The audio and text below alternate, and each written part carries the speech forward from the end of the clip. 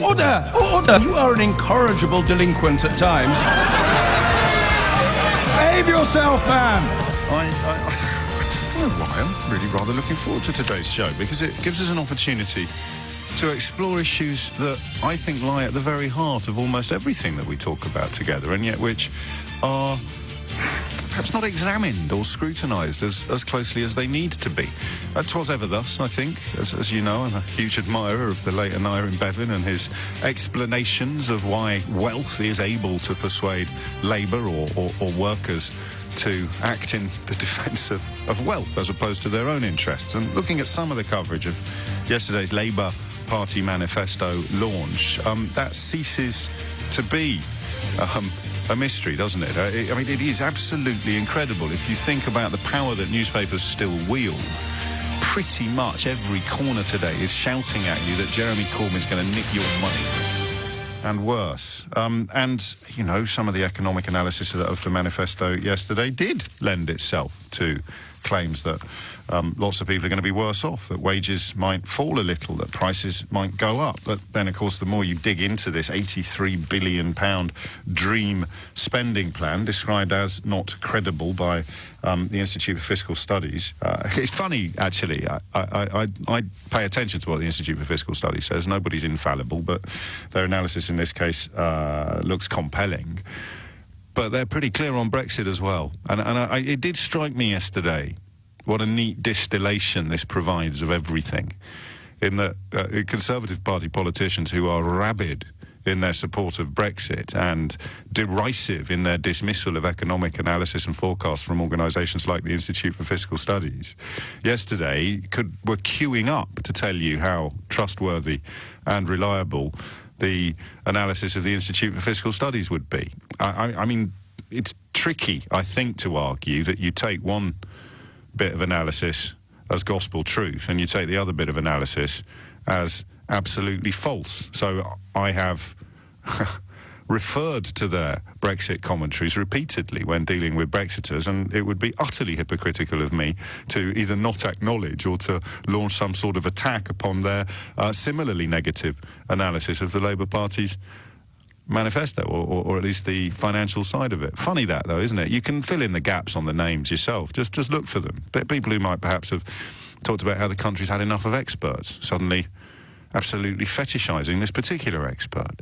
But we digress slightly. We'll get stuck into as many angles as you want on the programme today, and I'm not even going to impose parameters. We can crash through news breaks. I don't mean we'll crash through the news, of course. I mean we'll come out the other end of the 11 o'clock news and carry on talking about what we were talking about before it, because I just want to see where this goes.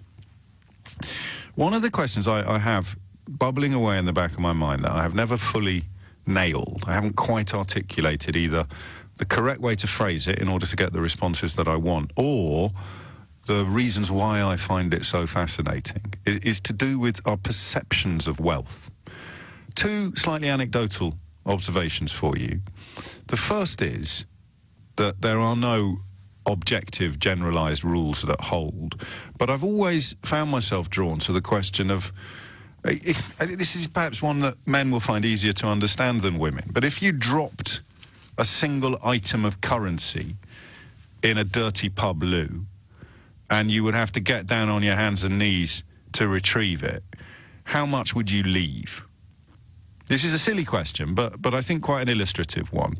See, I suspect that some people who are quite skint would forego a quid or a fiver rather than get down on their hands and knees in a puddle of somebody else's urine. Do you see what I mean? And yet, similarly, everyone will have a point at which they'd think, no, I can't afford to leave that. A £20 note, now that the notes are made of plastic a lot of the time, of course, it becomes an even more powerful question, because you could realistically rescue a £10 note that would once have been rendered sodden and soggy beyond utility, beyond use. So I just leave that hanging. I don't know the answer to that. It partly depends on how much you've got in your pocket and how drunk you are, I imagine. But you see what I mean about how we've got an idea of what is almost a disposable, a negligible sum. What is for you a negligible sum? Because there are people in this country, quite a lot of them, the silent, the truly silent, constituency of people in this country who get to 2, 3, 4 days before payday and they're down the back of the sofa looking for coins. And this isn't some hyperbole or virtue signalling or whatever words journalists paid by tax-avoiding billionaires are using today to persuade you that they're somehow on your side. This is just true, just like food banks. Someone said to us yesterday there are more food banks in this country than branches of McDonald's. And even a bleeding heart snowflake like me balked at that. I thought, that can't be right. We better check that. Turns out it was true. More food banks than there are branches of Greggs. More food banks than there are branches of Costa Coffee. More food banks than there are branches of McDonald's. What does that tell you about our country? Well, not a lot, actually, until you break down the details still further and find out what the footfall is, how many people are going into these premises. But still, for a country that some politicians keep telling us is the 5th or 6th largest economy in the world, the idea that we have more charitable institutions handing out free food to the impoverished than we do fast food joints knocking out burgers at a relative pittance is certainly thought-provoking. So, who thinks they're rich? Hands up if you think you're rich. Hardly anybody would have put their hands up here. In fact, if I were to change the question to, are you rich enough, then almost nobody would put their hands up. One of the great mysteries for ordinary people, as I would call them, whether they've been lucky enough to make a decent whack, as my late dad would call it, or not, is we almost all have a concept of enough. At least we think we do. How much would you... Well, if I could pay the mortgage off and I had 20 grand a year to live on, we'd be fine, whatever happened. If the wheels came off tomorrow and I could never draw another pound in payment again, we'd be okay if we didn't have a mortgage and we had 12 grand between us. You know, you can do that. What's enough? And you don't just want enough. And you have what's comfortably enough. And that's where the problems start, I think, because the notion of enough is movable.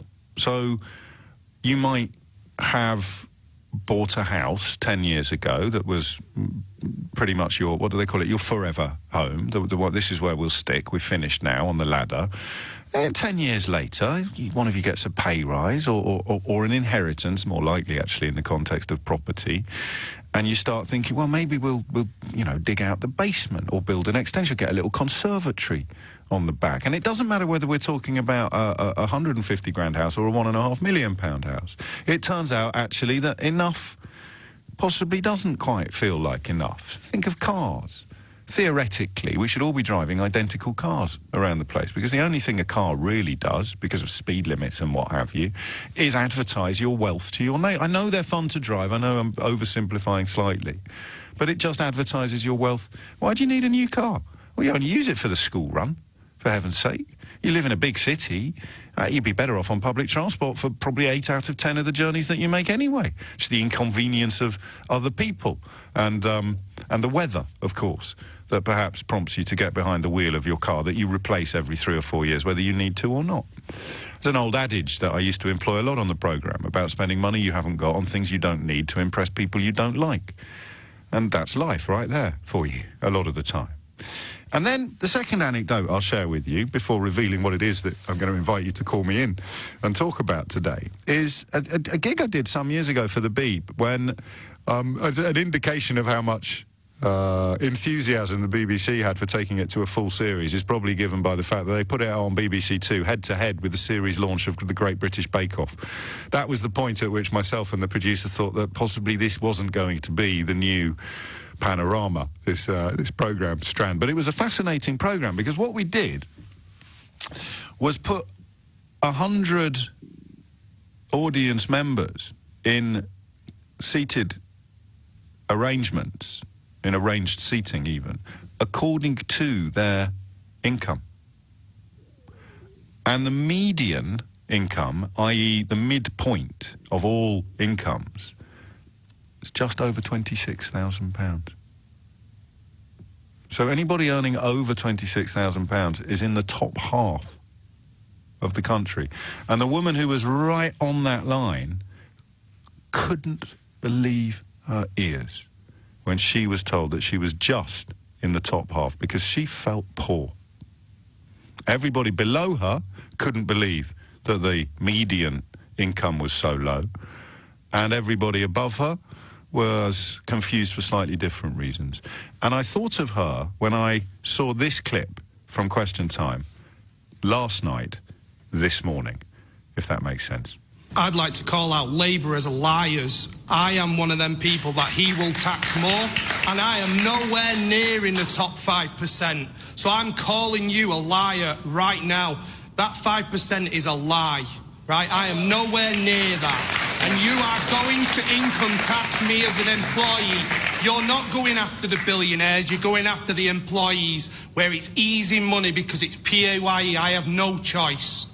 That's just not...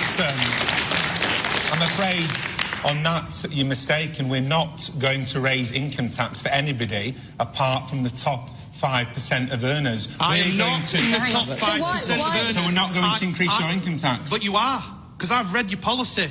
It's above £80,000. And I am nowhere near in the top 5%, let me tell you. I'm not even in the top 50%. And that's why we're not going to increase your income tax. And So hang on, let's just be clear. So you're suggesting you would raise income tax on those earning over £80,000. You're saying that would affect you because you earn over that sum? Yes.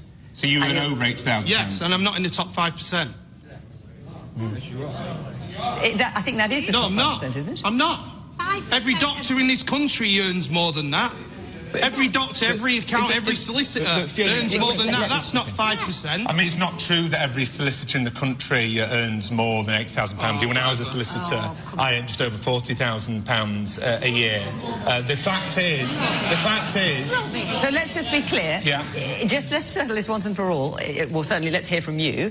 If you earn over £80,000, are you in the top 5%? Yeah. Categorically? Yeah. So the top 5% of earners will pay more income tax. And I think it's right that top those... 5%, I think it's right the top that those, 5% I think that don't even work.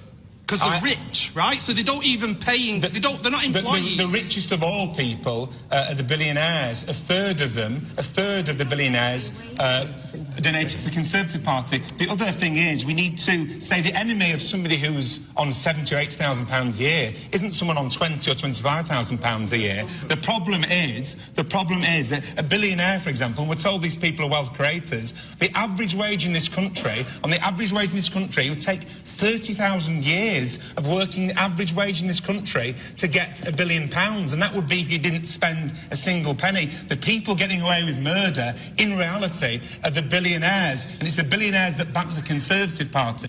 That's astonishing, that clip, and I'm not going to bombard you with it again and again and again, but I might fill it the most pertinent bits, because that fella, and you get a lot of kind of one of the reasons why it's so unwatchable these days is that audience members often rant and spew utter nonsense unchallenged. But that lad, I don't think, deserves the kicking that he's getting in some quarters. And he's spectacularly wrong, but it's a failure of faith. He looks at this world. He earns over £80,000 a year, and he can't believe that puts him in the top 5%. He simply can't believe it. Trainee doctors, for the record, earn about 23.5 grand a year, rising to just north of 65 after qualification. So he just believes that every doctor in the country earns less than he does. And he can't be shaken from that belief. That was the only bit about his contribution that was Brexity. And categorically and demonstrably wrong, but utterly convinced of his own rectitude. And I think the question I'm going to start with today, 0345 6060 is, how do you think he ends up like that? I've got my own theories. If you don't ring me, I'll share them with you. But he is not a bad person. He looks at the world. He earns presumably just north of 80 grand a year. And he looks at the world and he simply can't believe that that puts him in the top 5% of earners. I had a similar experience myself once when I was on a panel with Mehdi Hassan, who plies his trade in America now, but is one of the brightest British journalists of our generation. And Mehdi turned on me and pointed out that I'm in the 1%. And I just thought, don't be ridiculous. The top 1% is going to be, you know, people earning over £2 million a year or something like that. But it isn't. I'll give you the details on that shortly as well. How does this happen? How are we living in a country where the midpoint of incomes is £26,000 a year, and yet a chap like that earning over 80 grand simply can't believe that he's in the top 5%. Just explain that to me, as if I'd arrived here last night from Mars. Lots of theories that I will briefly explode. It is simply the case that if you earn over £80,000 a year, then you are in the top 5% of earners according to taxed income in this country. That fella simply couldn't get his head around it. I think you're right, those of you suggesting that he's getting wealth confused with income, because he will categorically not be in the 5% of richest people in the country, will he? Because living in the northwest, he would be doing extremely well if he lived in, say, a £500,000 house, drove a 20 grand car, brings down £83,000 a year. But he drives through hail on his way to work and sees a whole street of houses worth £2 million each. So when you tell him he's in the top 5%, Park Road in Hale, I think, if you're in the area, isn't it? He's simply not going to believe you. I want to know how you think this has happened. 0345 60 60 973. And I will tell you shortly what the income is that would put you in the top 1%. So over what annual taxable income do you have to be earning in order to be in the top 1% of earners in this country? Because this is horrible, this story. It's absolutely horrible. This is why I believe the British public keep voting for right-wing politicians who are, of course, at this point in proceedings, being more dishonest than at any other point in living memory. And we sit here wondering how they get away with it, and the answer is people think they're on the same side. And the left-wing politicians will come after the wrong people. But when I tell you what the 1% cut-off point is, I think you'll faint. Ryan is in Hemel Hempstead. Ryan, what would you like to say? Hi there, James. Nice to speak to you again. Likewise. I spoke to you only a couple of weeks ago, but I just generally think it's the government in general. I think it's just based on fear. I think it shows that not only can they, sort of scare the people that you're actually earning smaller amounts of money per year, but also they can actually scare people in the higher brackets that are earning £80,000-90,000 a year. And it's like... Well, I get that side of it, but I'm more interested in how you think he has ended up so utterly certain that he's being lied to, when really the only ability you need to establish that he's being told the truth is an ability to count. So how has that psychological conditioning almost been inflicted upon him or succeeded? No? What's happened there to the phone? Oh, my bad. Alan is in Colchester. Alan, what would you like to say? Oh, hi, James, again. Hello, mate. I think the problem with this guy... this is the corollary of first-time caller, isn't it? Some callers say first-time caller, so you and the last lad ring up and say, I've been on before. Well, no, it's just actually I really get hacked off because I'm first time. Yeah, but you're making it worse. You've just launched a new annoying little habit of saying this is. I've spoken to you, but anyway, I'm being a bit pedantic and grumpy. Don't worry. I won't. Take me back. The thing is, the problem this guy has, he's been brought up somewhere along the line, believing in a kind of an equivalence between what he perceives as the class system and income. Yeah. So he thinks of himself as working class. If you look at the clip, the geezer he works out. He's got a build. He could be a roofer for all I know. Right. But I don't know what. No, but equally, he could have a little marketing agency in Manchester. He could be doing anything. Yeah, all right, but that's, to be honest, the way he spoke, that's a bit of a stretch. But anyway, it isn't, Alan. You're being a southern snob now, mate. I've got friends. I'm not even a southerner, so don't start that one. Well, anyway. Okay, Alan in Essex. Come on, man. I can tell you now, there are people in the northwest with broad regional accents who aren't roofers. But you crack on. You don't think my accent's regional, then? Anyway, never mind. The point being, he's been brought up with sort of class system idea, and in his head, anybody over what he is being led to perceive as a higher class, yes, who happens to be a doctor or a lawyer or yes, that sort of stuff, ergo must be earning more than him, because he's been given this idea that worth equates to value. In other words, he's only worth anything if he's valuable. And that's the problem in society. Yeah, I mean, maybe, because, of course, you only need to read the two best-selling non-fiction books of the last year to see that the law and the NHS are being crippled by underfunding, low morale, and indeed poor pay. So, I mean, he's wrong on that. You're the best plugger I've ever heard. No, not my book. I'm talking about Adam Kay and the Secret Barrister's book. I think unless David Cameron's done a lot of business, I'm going to be the best-selling political book of 2019. But it's early doors yet. Hang on, no, wait. I got to get this out. The point is, for him, I'd like to call that it's. You're right, up to a point with the comparison between what we used to call professions, and now I understand why you wanted to portray him as probably not being a professional, a degree-level professional. I'm not sure that's fair, but to make your point that he needs to be cast in that role, I think that's part of the story. But whatever he did for a living, that money question is the one that's got him. He is utterly persuaded that black is white. That's why the audience, they started off clapping him. And then you hear the audience having a penny drop moment where he says, I'm not in the top 5%. And you hear the people that were clapping him 10 seconds ago, well, no, you are. Because they're all doing the same thing. They're all presuming on someone's ability to earn, and they're assuming that because of the way he speaks and the way... I mean, look... No, I'm not going with that.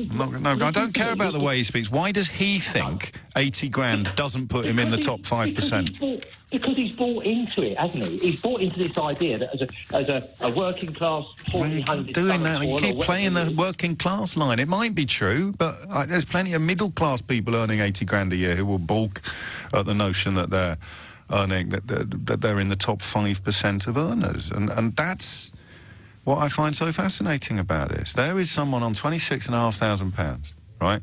That's the midpoint. That is the median. It took everybody in the country and wanted to find the 50% line. Where is the halfway mark? Above £26,500, you're in the top 50%. Below it, you're in the bottom 50%. That's incredible when you look at how these conversations are conducted.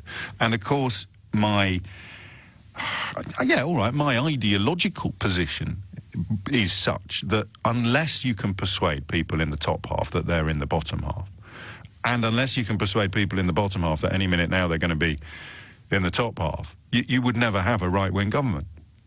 But here we are. Tim's in Stoke Newington. Tim, what would you like to say? Oh, you tell me after the news. I've got to start looking at the clock a little more regularly. If you want to join in this conversation, 0345 6060 973. The clip from Question Time last night, the character in the audience, utterly, I mean, beyond just thinking, utterly persuaded, categorically convinced that he's not in the top 5% of earners. And yet he is. He simply is. How have we arrived at that place? Because I sympathise and empathise with him, actually.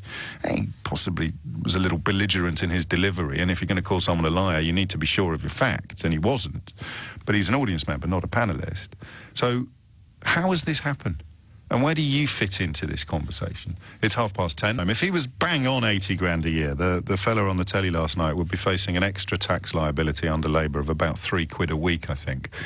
But it doesn't matter, does it? That's counting. Emotionally, he thinks he's being robbed and lied to. And ends up on national television humiliating himself, but probably not realising it. I think he would have gone away convinced he was still being lied to. I can't possibly be in the top 5% of earners. I only earn £81,000 a year, he's saying to himself. And I get that. If you conflate wealth with income, he will look around, property in particular. I mean, property, it all comes, I think, back to property. Do you know, before Brexit, that was probably the drum I was banging most often. Property, it's got to give, something's got to change, something's got to snap. And then, of course, the second chapter of that saga is what happens when because property ownership's gone down for the first time since the Second World War for this generation, since 2010, I think. And astonishingly, no one ever talks about what happens to the workforce that's currently renting when they can't work anymore. No one ever talks about that.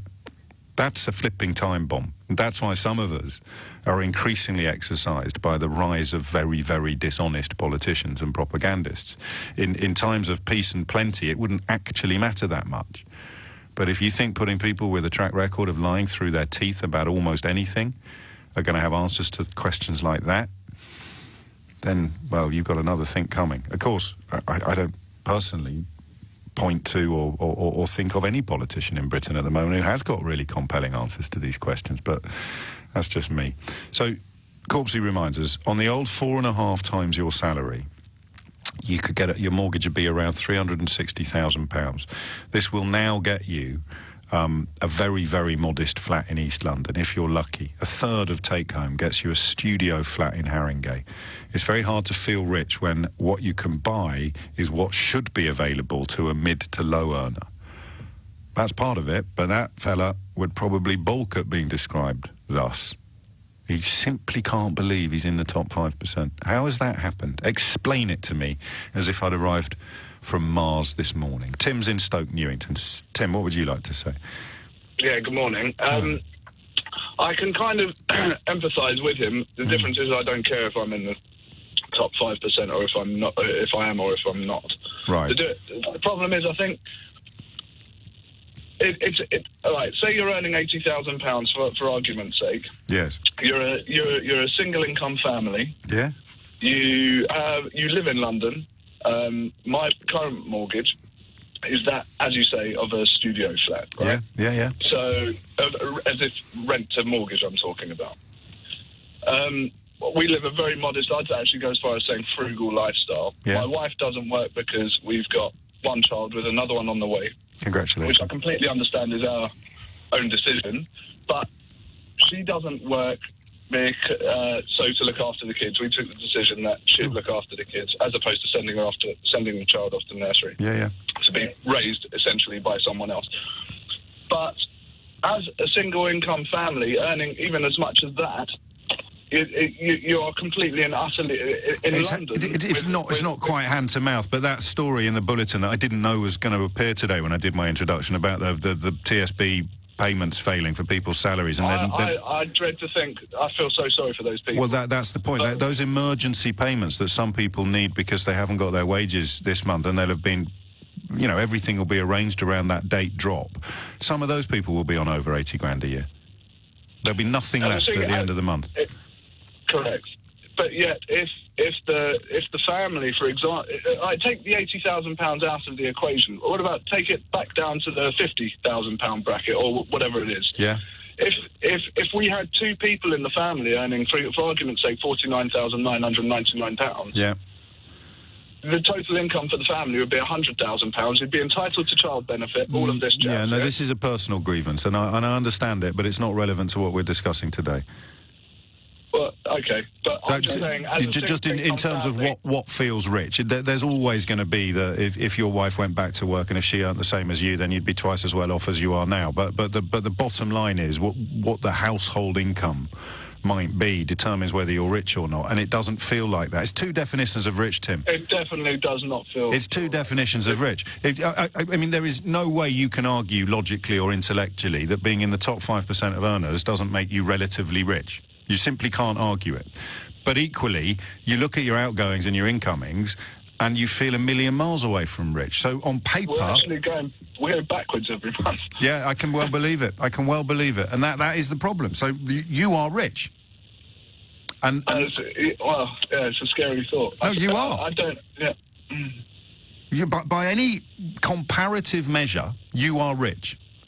I am richer. If I was a black country... haulier, I would now say I am considerably richer than Yao.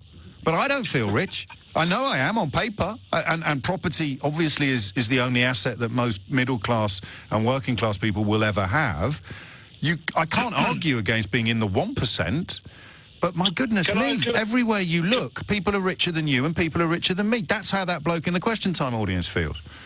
If you took our situation and moved us somewhere considerably far away from the southeast, for example, and dropped us there, it would be a completely different scenario. I would probably feel richer. Probably. It would depend on whether or not you could get an income that wasn't also geographically adjusted according to moving. And that's why I think that's why for many people in the south, and so far most callers have been from the south, the fact that this fella is in the north puts a slightly different complexion on things as well, because I think people, I shall use you as a clumsy example, but you just proved my point, actually. You think that if you lived in Bolton, you'd actually be rich on what you earn. Well, he does. And he earns what you earn, and he doesn't feel rich. How has this happened? It's almost too huge to contemplate, the problem here, the political problem at the heart of this. I'm not getting carried away. It is the single most important issue facing, apart from climate change and war and stuff like that. This relationship between labour and capital, it's at the very heart of politics. And we, I think, are in a very scary place. Because most people, not all, but most people will understand how that fella can be utterly convinced that he's not in the top 5% of earners, because by all available measures available to him, all comparisons available to him, he's not rich. And yet there'll be people listening to this programme who earn a fraction of £80,000 a year who find this conversation deeply offensive. I just heard from a nurse who's on 23, lives in social housing, and she says we're hated on our street because everyone thinks they get the flat for free. And then you actually heard Tim there a moment ago mentioning children and choice, because the tabloid Britain, even someone like Tim, without realising it, has been groomed into having to apologise in advance for having children and having made choices as a couple about one parent staying at home when they're very, very young. Because the response will be, well, if you're having to live a frugal life, don't have any children if you can't afford them. Do you know, the callous lines that we used to hear from the stupidest callers to this programme, pretty close to government policy now. Don't have any children if you can't afford them. Well, that would actually include you. Or don't buy a house. Oh, well, my house was £3,500 in 1963, and my husband did 6 jobs. Go, yeah, but it was still only worth 4 times more than his income. There's no point comparing. It's a weird one, this, but it's huge. Steve's in Maidstone. Steve, what would you like to say? Well, I think I definitely agree with the house situation. I don't earn 80,000. You know, with my overtime, I'm not a million miles away from it, but we can't afford to go and buy like the newest car or anything like that. The things that you would take as badges of richness, you don't have any of those badges. No, exactly. I get exactly. that. I do. We live a modest lifestyle. We're not, not going on holiday 5 times a year or anything like that, like people who I know. I think it's just such a capitalist country now that people are getting, that they're always looking at what everyone else has, and they're putting everything on credit, so disposable income is getting cut with that. So as I say, we don't buy the car, we don't go and buy the latest of anything. We always sort of look for the second-hand option or the cheaper option. So that's why we've got a little bit more disposable income. Then I have friends who are on more money than myself. Yeah. So I literally live in hand to mouth because they are getting the latest of everything. And I get that. And I think we'll file your friends under spending money they haven't got on things they don't need to impress people they don't like. No offence, Steve. I'm sure they like you, but you're not. But you're not impressed. You're not impressed by the car, so we're not talking about you. When let's say you got someone on 100,000. They're leveraged up to their eyeballs. They've got the car on HP, the telly's on monthly payments, they've got the boilers on finance. That's what you're talking about. Those are the essentials. On top of that, they've got store cards and credit cards. Kids are wearing Prada. Like mini Kardashians over in Maidstone. All right, the Kent Kardashians, the Kentashians, we'll call them. And we all know people like that. And they would balk at the notion they were rich, although they're desperate for people to think that they are. What happens in their heads, and indeed what happens in yours, when I show you the nurse trying to raise a family on 24 grand a year? For me, I think it's disgusting. I mean, these people need to be looked after. They're looking after us in terrible circumstances. And yet the only way you do that is by putting up the taxes of people earning over 80 grand a year. And at that point, you fall out of love with the idea. For me, I mean, as I say, I'm not all on that, but if I had to pay a bit more for these people to earn a bit more, that's fine by me. I will be worse off under this Labour budget. I'm quite happy to say that. I'm not quite sure how much worse off than I would be under any previous Labour budget. But like Steve, if that meant that people less lucky and people doing essential jobs, and not just that. I'm not going to over-sentimentalise the public sector. I often do that. I'm very guilty of that on occasion. But even if it means people on universal credit don't have to be quite as humiliated as they currently are, that's what tax is for. And that's why it should be a matter of logic that if you're in the top 1% or the top 5% and you're looking at a country with epic inequalities and real problems at basement level with our universal benefits, the NHS and the welfare state most obviously, they are under threat. And the only way you can alleviate that threat is by putting more money in. Yeah, you can have less waste, you can do better management, you can do more efficiency, of course you can. But the bottom line of politics is redistribution of wealth. The bottom line of left-wing politics. It doesn't mean you soak the rich, you just make them slightly less rich to make everybody else slightly healthier and wealthier. How can you stop that logic, that ineluctable logic, that utterly incontrovertible truth from taking hold in the minds of people? Well, you persuade them that they're not winning. And it's not hard to do in the current climate. That fella on Question Time last night doesn't feel wealthy.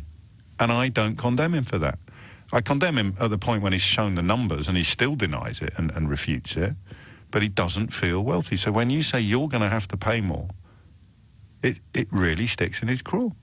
And I don't know that you can criticise him. And I don't know that Jeremy Corbyn's got an answer to this problem. Yes, of course, he's a great champion of the downtrodden nurses, his friends and supporters will tell you. But why should that fella pay more tax to alleviate the burdens of the downtrodden nurses? I think he should. And if he's earning, as we said, just on 80 grand, he's going to be paying about £3 a week more in tax, which I'm pretty sure he wouldn't notice.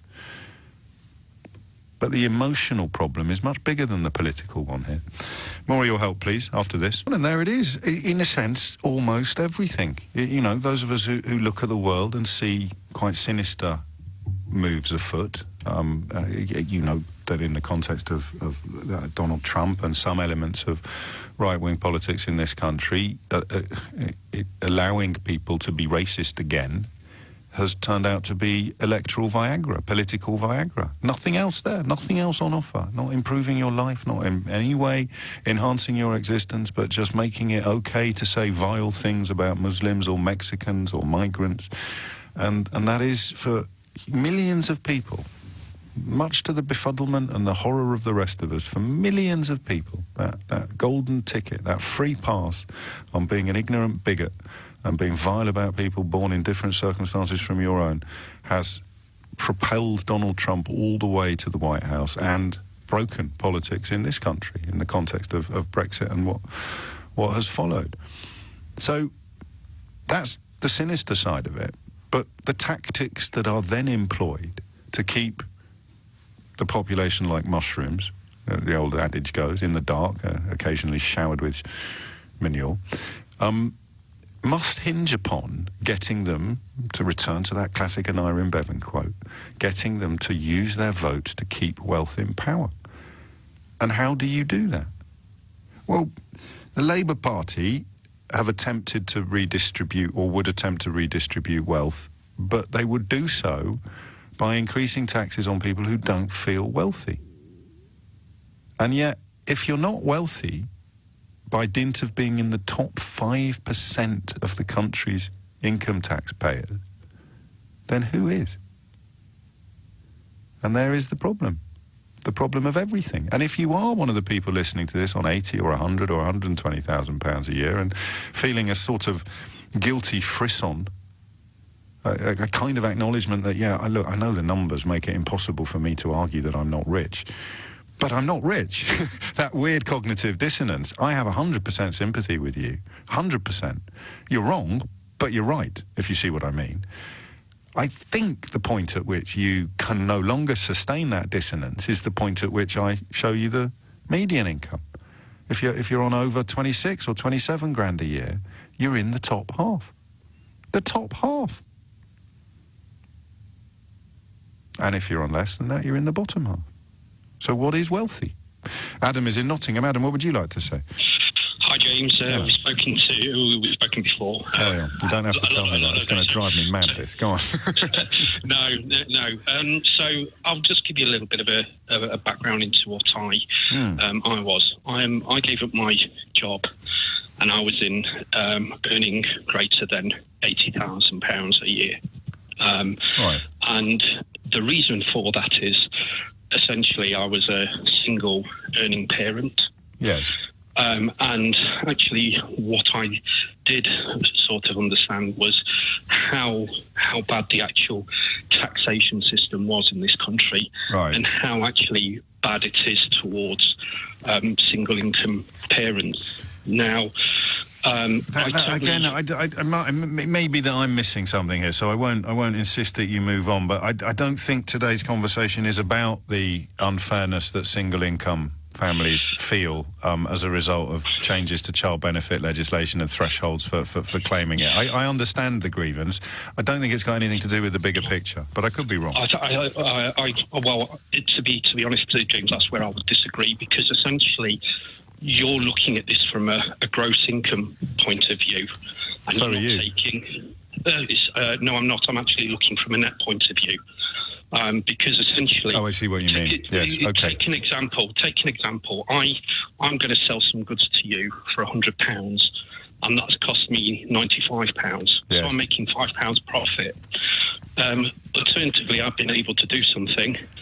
Sold you the same goods for, I'd say, £97,000. Yeah. And £97, and it's cost me £85. Look, we're going to get a bit bogged down here. In simple terms, you gave up your 85 grand job because of the tax system. So how much are you earning now? Less than 55k. And the tax comparison, because you are a single income family with children, is that right? Yes. So what tell me the difference. So you're on 55 gross. What's your net? So my net is slightly over 3. A month? So, yes. And what was it when you were on 85? 3.1. So it hasn't changed at all? No. And that is because... Well, really, I thought, and this is my ignorance on display now, I thought the only difference was the threshold that you get for child benefit for 2 children. No, it isn't. What else is there? Because essentially if you have 2 income families earning £50,000 a year, what you have is 2 tax-free allowances of 12,000. Yes. So that's 12,000. You times that by 40%, and that's £4,800 a month. Yes. A year. Sorry. So that's a saving of £400 a month. Then essentially, what will end up happening is because. So hang on, I am confused here. So when you gave up your £85,000 job, your partner got a job for 50 grand a year? No, I'm earning 55,000 as a single person, and I'm. Well, then how can you be better off than you were when you were on £85,000? Because you haven't got the second untaxable. You haven't got the second 12 grand threshold. So why are you telling me about that? Because essentially I would have been taxed at £35,000 at 40%. No, mate, I don't understand, and I'm sure it's my fault. But you don't have a second income in your family, so why are you telling me about the threshold before that second income gets taxed? You just told me there's only one income. No, because the fact of the matter is, James, I was paying close to £1,200 a month more tax than somebody than a 2-income family. Simple as. Okay. But you're still a 1-income family. Yes. And you've taken a 30 grand pay cut, and you take home more every month on 55 than you did on 85. Yes. Okay, but I'm not going to argue with you. I mean, that is shocking, absolutely staggering. And someone listening to this, probably I'm Incorrigible, will do the sums and explain how that happens. And I mean, either way, whether you're on 55 grand, which I think would put you in the, you're not going to believe this, but put you in the top 10% still, or whether you're on 80 grand, which would put you in the top 5%, you're still rich. And yet, clearly, you don't feel it on either of those incomes. I'm going to carry on with this. It's sticky, and it's not slogany. And actually, there'll be a lot of people that don't know what to make of this topic, because it's a bit like the audience last night. You know, the bovine tribalism means that as soon as he accuses Labour of lying, they all start clapping. And it turns out he's horribly wrong. He's got everything wrong. He's got everything upside down. You can't withdraw a clap. You can't unclap. Is he rich? Well, yeah, of course he's rich. He's in the top 5% of earners. Is he rich? No, of course he's not rich. He only earns 80 grand a year. You try buying a house on that kind of income anywhere in the southeast where he's from the northwest. It's not the point. See, you don't know where you stand on this. I don't even know where I stand. Except that, at some point, a population needs to have a broad consensus on what wealth is. And I don't think this population is even close. I don't think we're in the foothills of a broad consensus of what wealth is. And that was a discovery I made in that studio 5 or 6 years ago, when no one could believe, nobody in the room could believe, that the woman sitting there on the 50% point was on about 26 grand a year, and everyone sitting to her left was in the bottom half of income-related wealth in this country, and everyone sitting to her right was in the top half. Give me a ring, and you know what comes next?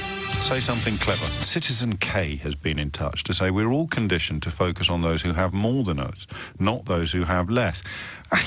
Again, I see your point. I was going to say something lazy there about the left wing, but of course the left wing spend a hell of a lot of time. That's why politics of envy is such a powerful insult, isn't it? You remember that if you are of the view that we could have a little bit of light wealth redistribution from, you know, people with 30 houses having a little bit less and people with no houses having a tiny bit more, then either it's the politics of envy if you're not comfortably off, or it's champagne socialism if you are comfortably off. This is one of my first discoveries as a professional political commentator, was this pincer movement that essentially outlaws anybody arguing against inequality. It's genius. It's tabloid tactics in their purest form. Here's a millionaire, here's a prince, here's a pauper, right?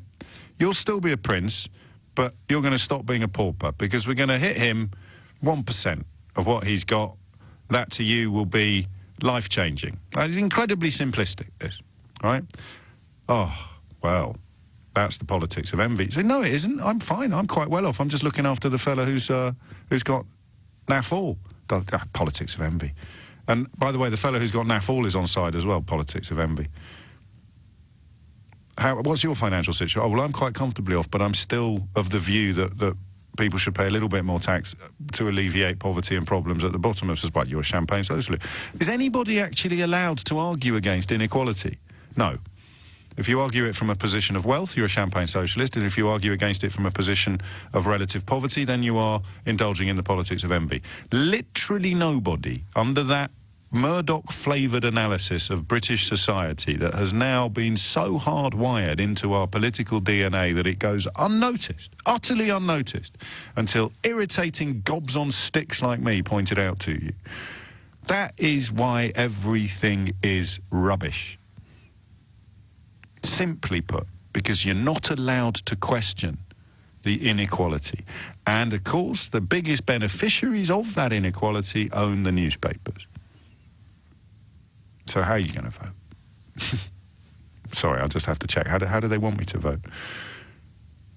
Well, they want you to vote to protect their wealth.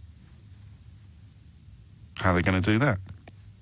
Well, they're going to convince you that this lot are coming after your wealth, which is how a bloke, probably poised to pay about £10 a month more in income tax under a Labour government, stands up on national television, makes an absolute clown of himself, because so successful has that rhetoric been over the years.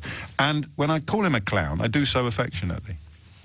It was the pointing and the belligerence and the refusal to recognise reality after it had smacked him round the face like a wet fish that earns the epithet clown. The confusion, the inability to acknowledge that he's rich by dint of being in the top 5% of earners is utterly, utterly comprehensible to me, utterly sympathetic. Because he isn't rich by most measures, but he is rich by that one. And what other measure is there? I'll tell you, wealth. Wealth taxes, inheritance taxes. And isn't it funny how almost none of us would be eligible for an inheritance tax? Even under, if Jeremy Corbyn undid George Osborne's boost up to $1 million, I think the threshold becomes £460,000, above which you pay inheritance tax. That will affect a relatively tiny part of the country. And yet, really, you think that they come out, you think the right-wing media comes out with all guns blazing when they're talking about raising income tax? Oh, wait until you see what they do when the conversation shifts to wealth taxes or asset taxes or inheritance taxes. You think they get their knickers in a twist when you're going to start clawing back some of their earned money? Well, you've got another thing coming when you see how they'll react when you start trying to redistribute some of their unearned money. Think on. It's 11:07. Viv's in Loughborough. Viv, what do you reckon? Hi, James. Hello, Viv. Yeah, I felt first-time caller, so a little bit nervous. Very welcome. It's only me. I felt compelled to call because I'm completely with the guy really on question time last night. I too. I'm not in that top 5, but I'm not far off it. I live in the Midlands. I live, I think, quite a hand-to-mouth lifestyle. Well, you probably are. You know, if you live in the Midlands, then if we were to do a geographical graph and cut the southeast out of it, if you were on about 70 grand, then you probably would be in the top 5%. Yeah. You're right. Well, you're right. But that is where I've said to the guy that answered the phone for you that I can't believe how people must struggle. That the majority of people must struggle living, because I certainly do. You know, I'm counting down the days till payday at the end of every month. Yeah. And you earn 3 times the national average. It just makes me realise how low wages actually are, and how everybody does struggle on a day-to-day basis, and like you're saying, really. But how do you use your vote then, you see? Because loosely put... I don't know. I literally do not know what to do. No. I'm a bit like you at the minute. I'm politically homeless. I've thought about it. One day on one side, one day on the other. And I wonder whether you're... politically, I am homeless, but I do believe we need some fairly serious redistribution of wealth. The richest people in the country would still be the richest people in the country, just that the poorest people in the country would be they'd still be the poorest people in the country, but they'd be less poor. So that is simplistic. But how do you vote if that's what you want? If you don't know whether you're... Where are you on the graph? That's the problem, though, isn't it, James? I might be in the highest standing bracket, but that doesn't mean I'm the richest. And that is the difference. And exactly. That extra £10 a month in taxes wouldn't bother me in the slightest if I genuinely thought it was helping out the people that needed it the most. But the problem is the money never seems to be distributed like that within the government and the handouts, does it? No, and that is, I think, on a day like today, when I even having been inured to it over the... It's nearly decades, God forbid, but over the years, the shouting, the clamouring from the front pages of the newspapers is, it is incredible. So even broadcasters, except some true paragons of virtue that I'm not in their number, I follow the lead of the newspapers. People say, why do you read that? I sometimes say, I want to know what the enemy is thinking. But in many ways, that's even setting the agenda on this programme. When you push back against tabloid lies, you're playing into the world of tabloid lies. And so today, you'd have to have incredible resilience not to just glance at the front pages in your newspaper and conclude that Jeremy Corbyn is trying to pick your pocket. Everybody. Yeah. You're right. You're right. It's so bizarre. Anyway, let me know if you find a political home, because hopefully there'll be a spare room, Viv. To call you, because I can't believe that I'm in that top 10%, whatever you want to call it. No. How on earth do the 90% of the rest of the people earning money cope? Month by month. And I don't get it. There's no political message there. There's no votes to be won by saying, crikey, I earn a decent whack, relatively speaking, on this graph of overall incomes, and I've got real sympathy and confusion about how people earning less than me make ends meet. No one's actually making that point politically because it's probably too complicated. At that earlier caller, I thought I'm not going mad. Lots of you have done the sums. When he was on 85 grand, his take-home should have been 4,000. This is according to the Inland Revenue's own online calculator. His take-home should have been 4,820 a month. And then on 55, his take-home would be 3,370 a month. So one of us got the wrong end of the stick during that conversation. And at the moment, I don't think it was me. Andrew in Kent goes further. He says that dude who dropped his salary would have lost £17,400 of take-home income per annum, assuming he has a standard tax code. He needs a new calculator, or there's something really, really important that he forgot to tell the rest of us. 12 minutes after 11 is the time. Rachel is in Devon. Rachel, what would you like to say? We may never know. Something a little bit wrong with the phone lines. Rachel, can you hear me? Oh, there you I are. live in the middle of nowhere, so it's terrible. Is that Right. your fault? No, blame it on the gremlins, Rachel. It's a lot easier. No, I'll blame it on BT. Carry on. So basically what the issue for me is, I'm one of these NHS workers that's on the lower income on that scale. My husband's one of the higher income earners on that scale. Together we do okay, we survive. Yeah. We don't have a Well, very you've got a good- joint income in excess of £100,000, so a lot of Yeah, people yeah. listening will already balk at you using the word survive, won't they? I know, but we have 2 kids. One's going to university and one's about to go to university. We don't have a pension, so we're trying to put something away in our 40s to fill up towards that. Yeah. And, and so we just about manage. We have a nice lifestyle, I would say. We're not worried every month about what's going to happen. But my problem is that when the government or the political party promise to keep plummeting it into the NHS, which to me, which I work for, is a massive black hole. Yeah. They need to plummet it into education so that they're not needing, so that the NHS isn't used so much. That's what I wish it was. Well, that's the really scary thing about some of the apocalyptic warnings about privatisation of the health service, is in that if investors are behind the health service, then the prevention of illness becomes almost undesirable.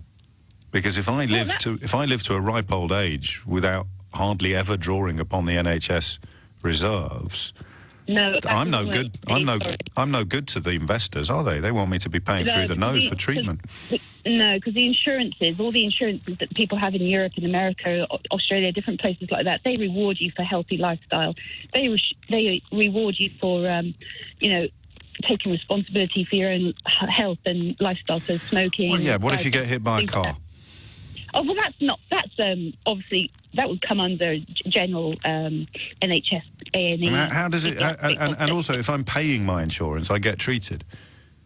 Yeah, I get that. I understand that, and I'm not saying that insurance is the right way to go, but I'm saying that these companies that I don't believe that's going to happen anyway. I really don't believe any political party that votes for the privatisation of the NHS would straight away be out. So that's not going to happen. I'll have whatever you're on this morning. I think. I hope you're right. No, I mean that affectionately. I really hope you're right. And I would have agreed with you once, but then Brexit happened, and I saw how easily an entire population can be manipulated into voting against their own welfare and their own interests and their own children's freedoms and financial health. And here we are. And thank you to Ian for reminding us of the other strand of pig-headed stupidity that allows people to be spend their entire lives with the cap doffed and the forelock tugged. He says, if you care so much, give 5% of your extracurricular earnings directly to the homeless. Just try that to perpetuate your ideals, James. Then I'll take you seriously. Well, number one, you don't know that I don't already do that. Number two, my ideals are not about charity, mate. My ideals are about taxes.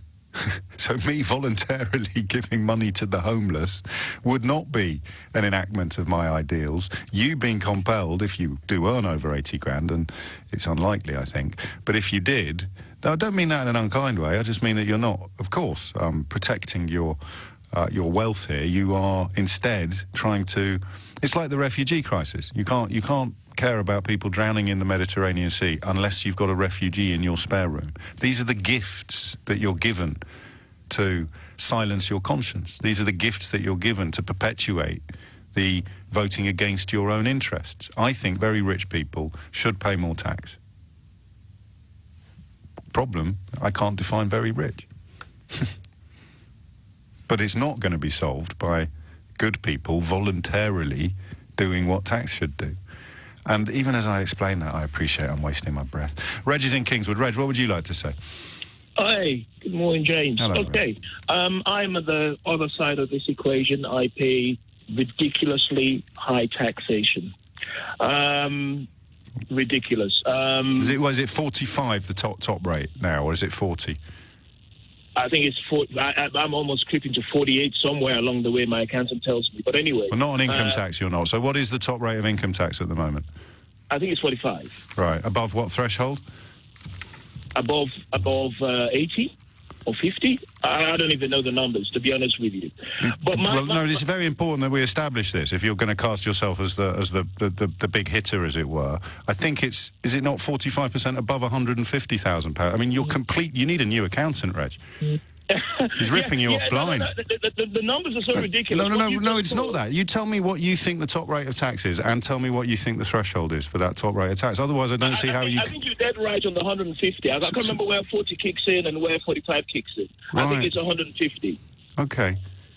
Okay, but my thing is, I'm in. But you're going to crack on with this. You just phoned in and you didn't know what the tax thresholds were, but you're here to tell me that they're awful. They're awful, James. But you didn't know what they were.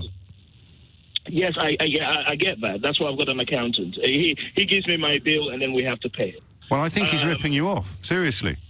My accountant? Well, if you didn't know what the top threshold was or the top tax rate, and you're just taking what he tells you as gospel. I'm like Henry. I think he's. Mate, I've got him on the other line. He's in the Cayman Islands. He's just bought a new yacht. Anyway, anyway, I'll get my violin out, and you tell me why you pay too much tax. Yes, we pay too much tax. And one of the things that gets to me is I'm in a position where we assess credit applications in our business. Yes. And I see how much tax credit we pay to multinational firms. So my tax, your tax, James, goes to subsidize their payrolls, for example. And I wouldn't name names because I don't want any litigation. But well, if it was true, there wouldn't be any litigation, would there? Well, it's true. It's true, and we see it. These people that don't even pay corporation tax. What I think politicians need to rise up and do is for everybody to pay an equal rate of tax of somewhere around 20-25%. I'll give you a simple example that works very, very well. Is the VAT. If you now leave Leicester Square and you're going to go buy a bit of tool for your house in Chiswick there, right? Yes. You would buy and you would pay 20% VAT on that tool. Yes. If a multi-billionaire comes around and they need the same sort of tool, they will pay 20% of that tool. What happens is this tax on ambition. So people want to progress. I think you're talking gibberish. And if you'd only known what the tax rates were that you're here to condemn, then I might have given you a little bit more time to expand upon your theory of epic selfishness. But I think I've given you too much time already, Reg. No hard feelings, mate. But seriously, next time you ring in to talk about the tax, just check the numbers.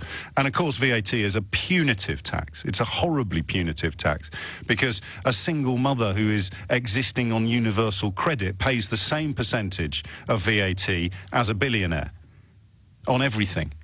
And that's rank, which is why when you see the stories about the top 1% of earners pay 30% of income tax, it is deliberately designed to let... I'm going to use my words carefully, to let dangerous crud like that gain credibility. But thank you so much for the call. David is in New Cross. David, what would you like to say? Well, I'm surprised at some of your callers. They've come on, they live in the West Midlands, and... What's wrong with the West Midlands? No, there's nothing wrong with it at all, James. All I'm saying, when they start saying they earn 70 grand and it must be hard for people in London. Yes. I'm a local government worker. I earn under 26 grand a year. They don't know how hard it is. They think they're hard done by. Yeah.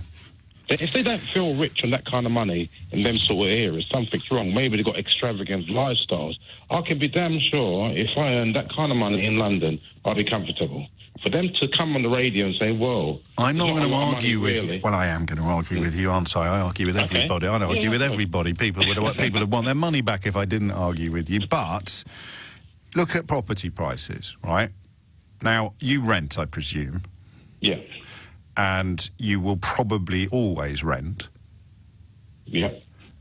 The measure of... How old are you, if you don't mind me asking? You don't have to tell me. I'm 52. 52. So you know and I know that when we were growing up, we would have expected a professional job in local government or the media to involve property ownership, right? Well, yeah. And it's not going to for you. It has done for me. Right. And I'm, make no bones about it. I got in the nick of time, but the way things have gone in the last few years, I probably would have been all right anyway. So I'm never under any illusions about the role that luck has played in my life. But these people on 70 grand a year who are boiling your proverbial so much, that they at the end of the month, if they're servicing a mortgage, at the end of the month, they will have nothing left. And now you say, well, move into a smaller property or move into a smaller flat. That becomes the the decent equivalent of people saying you can't complain about people being too rich unless you've got 48 homeless people living in your back garden. Do you see what I mean? It is relative, David. And to you, they look wealthy.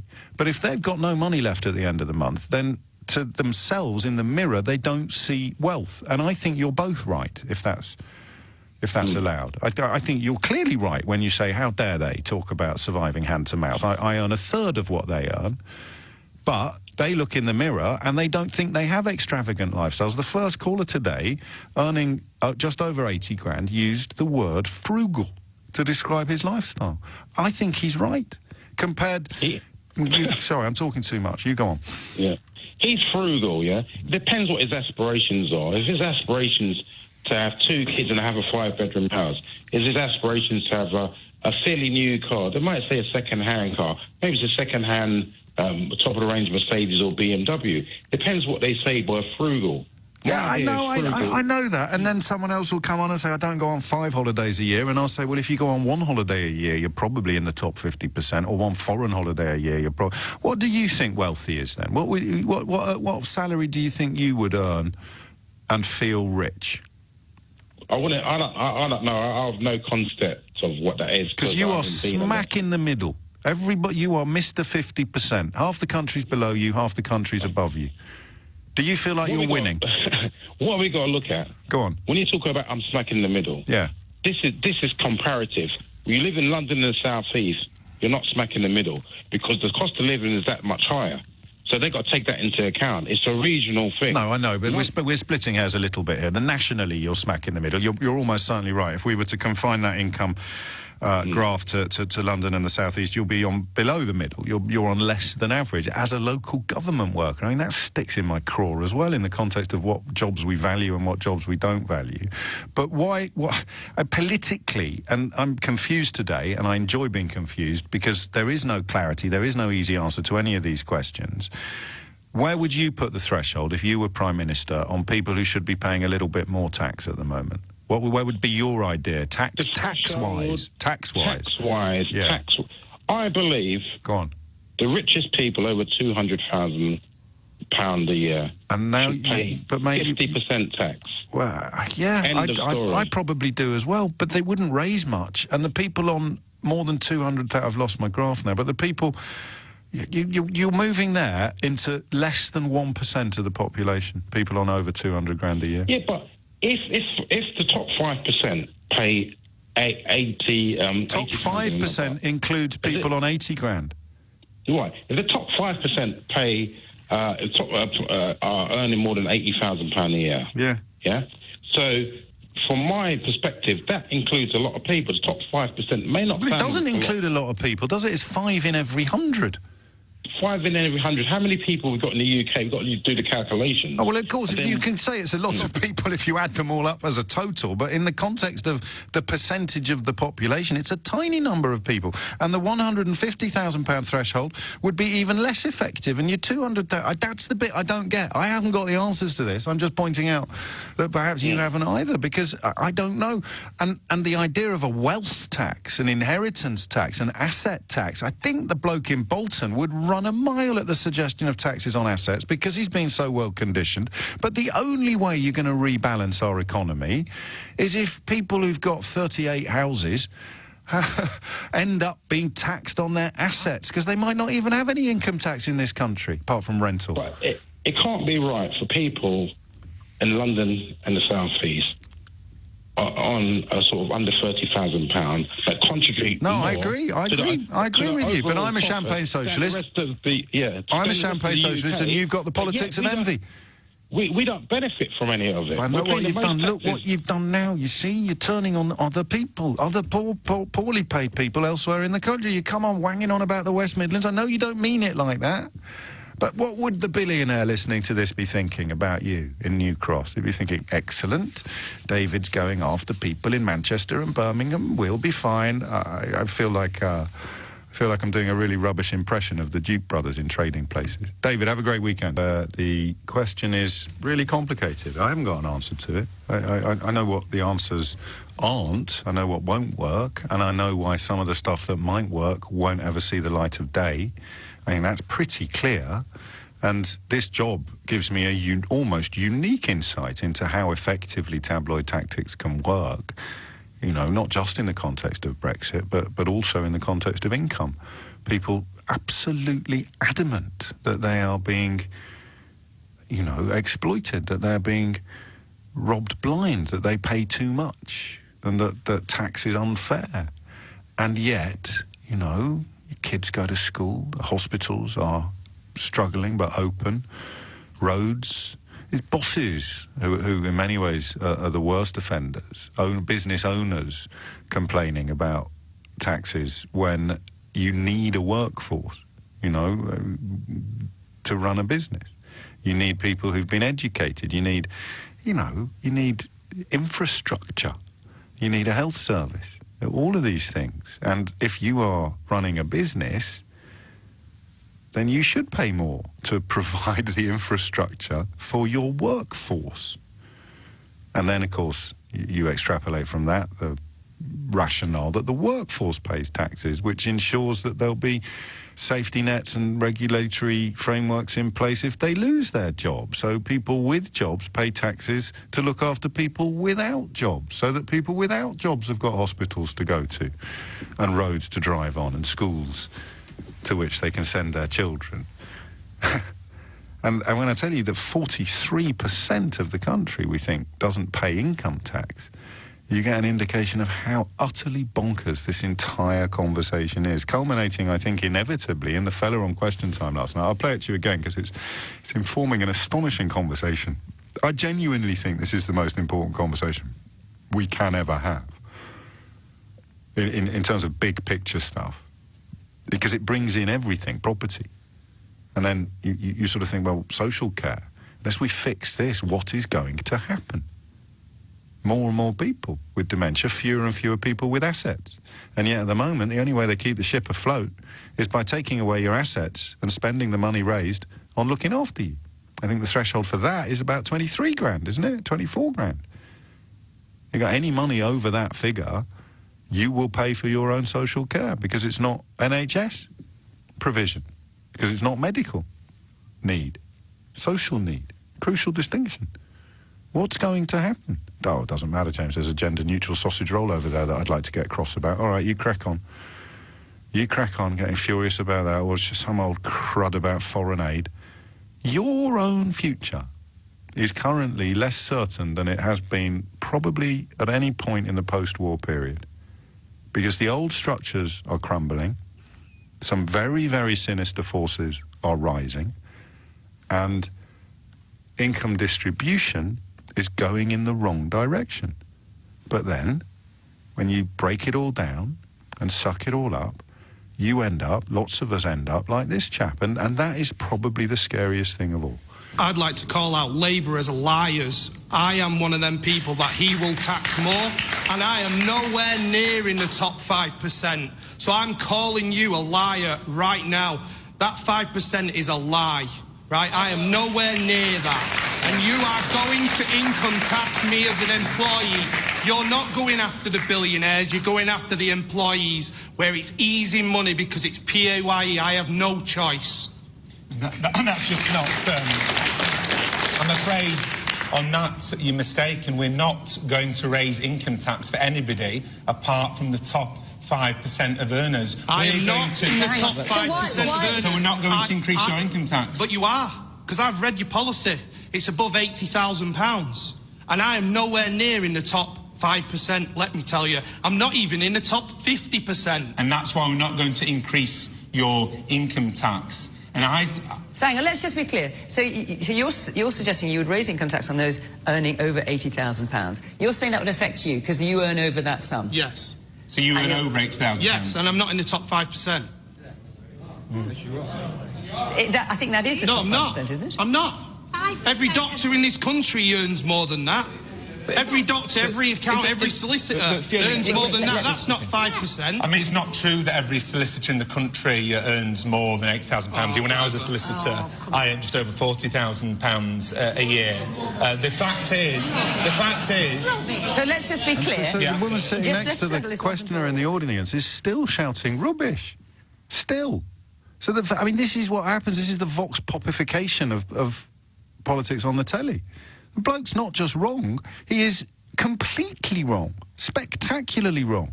But I bet he left that studio last night thinking he was right. And it was the audience response that I found so fascinating. They start clapping. I told you the other day, didn't I, about how you get an audience to clap. It's something Nick taught me.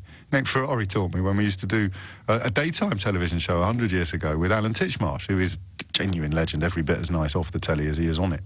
But what Nick showed me was that if you get the rhythms right, it doesn't actually matter what you're saying. If you hit your marks right, they'll start clapping. Tum-ti-tum-ti-tum-ti-tum-ti-tum-ti-tum. Yay. So they were clapping. They didn't know why. He called Labour a liar. Labour, you are a liar. And they started clapping. And then you heard the audience go, oh, hang on, no, you are in the top 5% if you earn over £80,000. So what did they think they were clapping in the first place? And a fella like that will never quite get it. And I get him. I get why he can't get it. Because he reaches the end of every month and does not feel comfortable. I don't know what it was like in the 70s or the 60s, but I do know that people felt secure in a way that we can't feel secure, whether that's because of the changing nature of the workplace, the decline of trades unions, the rise of Thatcherite economics, or something perhaps more inevitable than all of those things. I don't know. But when my dad left school, once he got a foothold in a profession, in a career, he would have expected to stay in that career until retirement. He didn't. He was of an age where redundancies played a part in people's lives on a scale that none of them had expected in the 50s and the 60s, but which now is commonplace. How on earth do we unpack this? How do you get him to a place where not only does he recognise that he's in the top 5% of the country's earners, but acknowledges that by dint of being in the top 5% of the country's earners, then if we want to improve anything from schools to hospitals to short start centres, he is going to have to pay a little bit more. I suppose the question is, who else can you go after? Which is the point at which suggestions about corporation tax or about companies like Amazon and Google and Facebook become quite powerful. But they're just media owners. And media owners really are going to decide what you think about this. Media owners really are going to be responsible for you thinking that you're on the rough end of this stick and being utterly unable to believe that you're in the top 5%. So, in the context of newspapers, they'll let you rail against Amazon and Facebook and Google right up to the point where someone says, yeah, well, hang on, what about your portfolio? You own the Ritz, don't you? The fellas that own the Telegraph, they own the Ritz. They pay Boris Johnson and Nigel Farage tens of thousands of pounds to tell you that they're against the elites. I'll never get past that. That single nugget of knowledge there. People who own the Ritz paying Boris Johnson £250,000 a year to somehow portray, I don't know, portray ordinary people as the elites. It's an incredible piece of business. But I'm a champagne socialist, so you shouldn't listen to a word I say. Giles is in Toulouse in southwest France. Giles, what would you like to say? James, hi. I would like to add something to the conversation, which I have no idea if it's accurate or correct or anything else, but going back to our friend in Bolton, yes, who's worrying about being or not being in the top 5%, I just wonder how much this debate is actually skewed by the politicians who are, if you like, making comments for their own political means. And in, for instance, let's take yesterday. After yesterday, do you think that Britain was full of billionaires and millionaires running around the country who are going to foot the bill for this $83 billion worth increase in spending, etc., and that it's going to be funded by them? Is that what you took away? Because the fellow in Bolton took away that it was going to be funded by him. Well, this is the point. But I mean, and also, you're referring. I just want to clarify a couple of things. I promise I'll hear you out properly. But you're referring to the Labour manifesto launch, I think. Yeah, I am. So And Jeremy Corbyn... A large part of it was that... I need to just clarify some facts before we carry on. Jeremy Corbyn tweeted on the 1st of November, there are 150 billionaires in the UK while 14 million people live in poverty. So you might have taken away the idea that he was claiming there were countless billionaires, but he's on the record as counting them, and the total is 150. I absolutely understand that, and I agree with what you've just said. Yes. However, the impression you come away from the day and from the media coverage is actually that this 83 billion was going to be covered basically by the top 5% paying extra tax along with the big corporates and all the rest of it. Yes. Probably the same people in many ways. And so this chap who's sitting there in both thinking, cracky, like the top 5% are these billionaires and millionaires. Yes. I earn 80,000. I can be nowhere near the 5% because clearly the country is running amok with people who are earning squillions compared to me. So how can I possibly be in the top 5%? Yeah.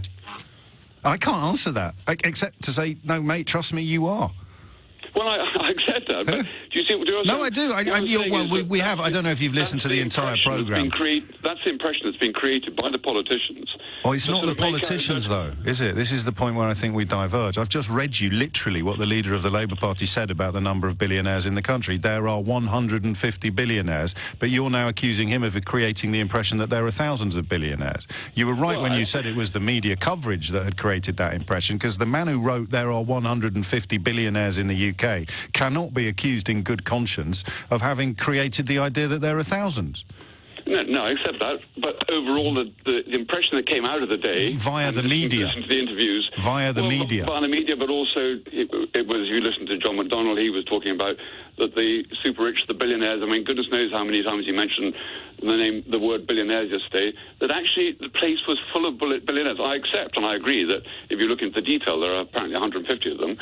But you'd come away from the day thinking that Britain was absolutely stuffed full of billionaires and millionaires who are up to a point, along with their companies, going to... No, I'm going to pick up the tab. You came away with that feeling. I didn't, but I don't think that my response is worth more or worth less than yours, and I think it would be uncharitable of me to dig into your financial situation. But I didn't come away with that impression. I came away because I know already exactly where the cut-off point is for the 5% and the 50%.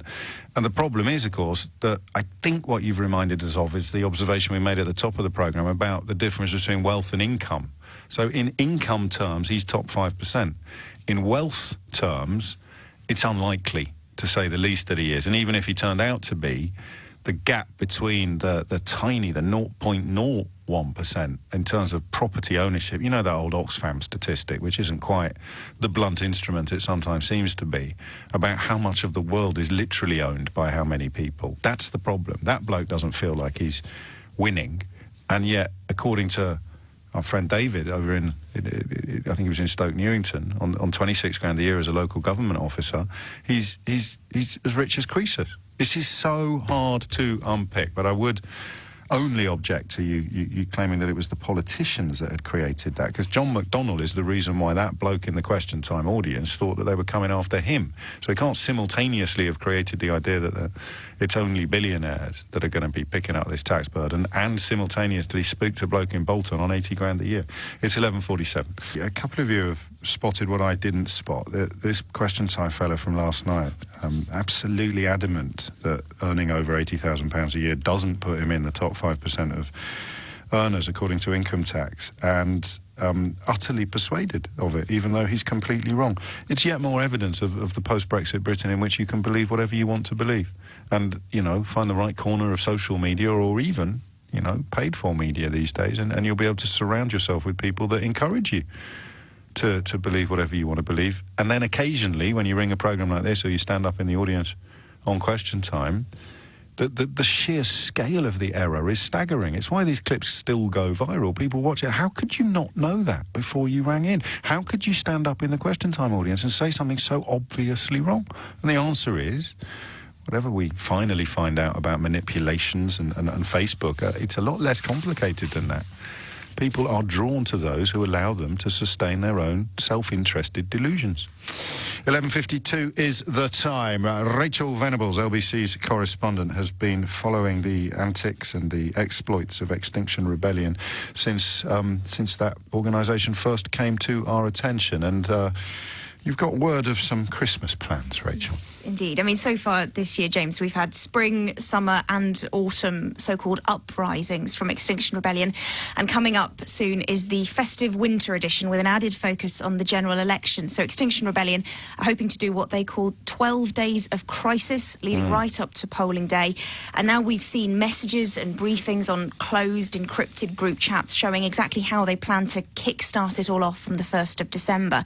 Now, the idea this time is to, quote, sound the alarm and raise the flag. And some of the plans for the alarm side of things include getting into public buildings, they talk about, like banks or government offices, and setting off the fire alarms. They'd force an evacuation and would be waiting outside the building to maybe give lectures on climate change through megaphones. One person says maybe with tea and cake to try and soften the atmosphere. Now, that did lead to a bit of a conversation in these chats about whether that could do more harm. You would, of course, be panicking the people in the buildings. And there is also a slight snag in that the 1st of December, when they want to do this, is a Sunday. So targeting banks and offices might not have quite the same impact that they're hoping for. But either way, the idea of trying to set off these alarms coordinated at the same time, hopefully they think right across the country, is of course a huge thing. There's also talk about buying air raid sirens, so a few people suggesting setting one off and then maybe leaving it in a locked box or container, perhaps one person says glued to the road outside Downing Street early in the morning. Either way, they are hoping to make a lot of noise. And they also are talking about raising flags on places like town halls, council buildings and other key landmarks, again on the 1st of December. They say with or without permission. And memorably, last month, one man dressed up as Boris Johnson and scaled the side of Big Ben, hanging a flag off the scaffolding. So they do have previous for those sorts of large-scale stunts. Any way of people knowing if they're going to be targeted? No.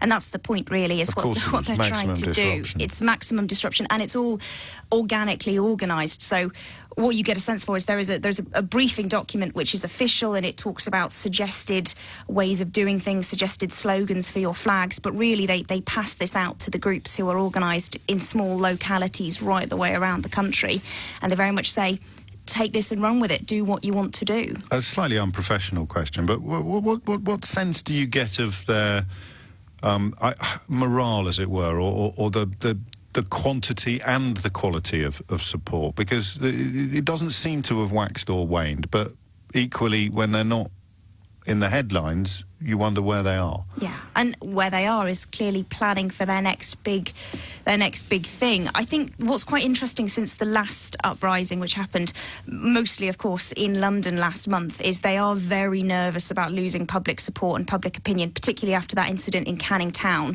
where things turned quite violent, where you had protesters trying to climb on top of a train and being pulled down very violently by protesters. And there's some talk I've seen in the chats about people being afraid of going too far. But they also then, on the reverse of it, talk about how they can't stop doing any activity because of being afraid of upsetting some people. They have to sort of balance it all up as far as they're concerned. And they keep stressing the point that in their mind, this is such an emergency that setting off an air raid siren or hitting the fire alarm in a government building or in a bank, as far as they see, is worth it, because they say they're just setting off the alarms on the climate issue. There's a huge gulf here, intellectually almost, between the critics and the protesters, because the protesters can imagine nothing not worth contemplating in defence of what they see as the planet's very future. And yet we see someone muffing up our commute or you know, irritating us by setting off fire alarms. I don't know how that's going to play out or break down, but I don't think either side is going anywhere soon. And it's that tightrope that they've got to walk between sort of public relations and, in their mind, continuing to get that message across. It must be quite odd. It's not unlike being a kind of having certain political views in other areas where, well, Brexit actually, where you say, well, we're here to help you, and the people that you're trying to help say, F off, we don't want your help, you condescending, sneering, stinky Extinction Rebellion. No, we're here to help you and your children. That seems to typify a lot of politics. I hadn't spotted the parallel before. Rachel, thank you. No prospect of this being called off. No. Because, of course, that would involve the government suddenly committing to zero carbon emissions by tea time. Absolutely. And also because this is in lead up to the general election 12 days before. So I think if the general election got called off, this particular thing might be put on hold. But I worry, specifically fire alarms, actual... That's what's been discussed. Well, have a word, will you? Because I know my friends in the fire service will find that idea utterly utterly obnoxious. Real issue. Yes. You know, there's a real problem with that in the sense that what could emergency services be called out to the fact they talk about dressing smartly and entering a building, you know, by stealth, finding an alarm and don't do punching that. it, Seriously, that was. I mean, A, it's illegal, I think, and B, what do you think the fire appliance is going to do? It has to respond to emergencies, so just stay away from the fire alarms, and then the rest of the tactics we shall address and pick over as and when they actually unfold. LBC's correspondent, Rachel Venables, thank you very much indeed, and congratulations on your promotion. Thank you very much. My eagle-eared listeners would have noticed that you've been elevated from LBC reporter to LBC correspondent, which is a you didn't just let them give you a name change, I hope. I hope you... you rinsed them for a pay rise as well, Rachel. There we go. It's coming up to 11:59. You're listening to James O'Brien on LBC. I'm an executive presenter now. That's what they gave me instead of a pay rise. Executive mid-morning presenter, James O'Brien, live on your radio. Someone's just sent me the Labour tax calculator, which is really, really interesting. So you have one main party at the moment essentially dedicating its social media to misleading and lying in many ways. Yesterday they launched a website that was designed to attract people looking for the Labour manifesto, but the Conservatives had done some hocus-pocus, jiggery-pokery on the internet and came away with that. Labour, who I guess are suffering from... comforting lies not being as seductive, perhaps as uncomfortable truths. That's not right. Let me rephrase that. I don't know. They're just playing with a cricket bat, and the other side seems to have turned up for a knife fight, because this is really interesting. If you don't earn 80 grand, your tax isn't going to change at all. If you earn 95 grand, under these proposals, you're going to pay about 14 quid a week more. So your man in Bolton was probably looking at twopence halfpenny a week, but he's still convinced that he's going to be robbed blind. More on this? It's up to you. And I think we'll continue this. I might do a little bit of Prince Andrew. It's up to you. But I just can't think of any more important conversations to have. I think I might need to correct myself as well. I thought that... George Osborne's changes to inheritance tax didn't kick in immediately. So at the moment, you need to have £325,000 worth of property when you pass away if you're single, or £650,000 jointly if you're married or in a civil partnership. And above those sums, your loved ones would have to pay death duties of about 40%. So if you don't own a property that is worth 325 grand if you're on your own, or 650 grand if you are... if you bought it with someone else, then it won't even affect you. I think about 5% of estates are liable to death duty. But again, when you've got organisations that are funded by often foreign or offshore money, mysterious billionaires setting up their own lobby groups and think tanks, it's not really a surprise that 5% figure will have shocked a lot of people listening to this programme. You think you're going to get taxed. Your house is worth nothing like 325 grand, but you still think somehow... So Osborne was going to raise that threshold to $1 million, I think. And that would kick in the 2020-2021 tax year. That's in Labour as well. And I would have thought that a tax on assets would have been easier to sell than a tax on income, but we are where we are. And the other thing that I really do think is interesting, and I will retweet it now from my account, is this tax calculator, which I think is an official Labour Party thing, but it is just counting. So I click on a salary, £75,000 a year. Under the stuff announced yesterday, your tax change will be none. Click on another salary, £66,000, none. £57,000, none. £49,000, the change to your tax is none. £38,000, none. £31,000, none. £21,000, none. £16,000, none. £12,000, none. Keep saying none. Sounds like a convent. The only point at which you will be expected to pay more tax is if you earn over £80,000. So if, and I don't know how much that fella in the Question Time audience earned, but let's say 82, shall we? He sounded like he was just over the threshold, didn't he? And he was utterly adamant there's no way he's in the top 5% of earners. So let's say he's on 82,000. Under these changes, he would pay £1.92 a week more. £1.92. 192 pence. Now I will refer you to your Daily Express front page today. £80 billion raid on your wallets. He's underlined your, the editor of the Express. £80 billion raid on your wallets. If you earn 82 grand a year, you'd be paying £1.92 a week more. Ken Livingstone used to say the cost of the London Olympics was little more than a walnut whip.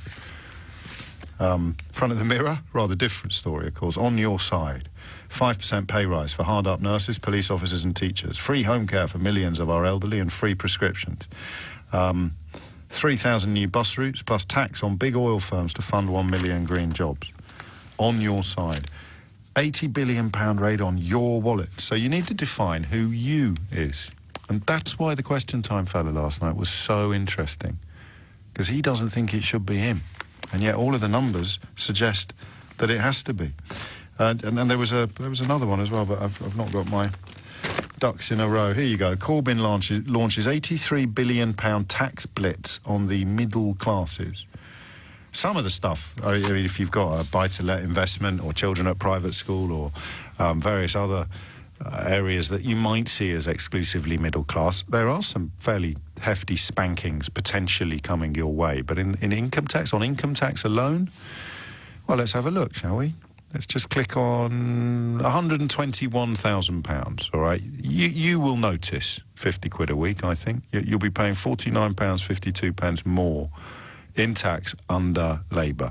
And the line they will give you, this means that you would be investing in a better society for you and your family with a fully funded NHS, better education and improved security.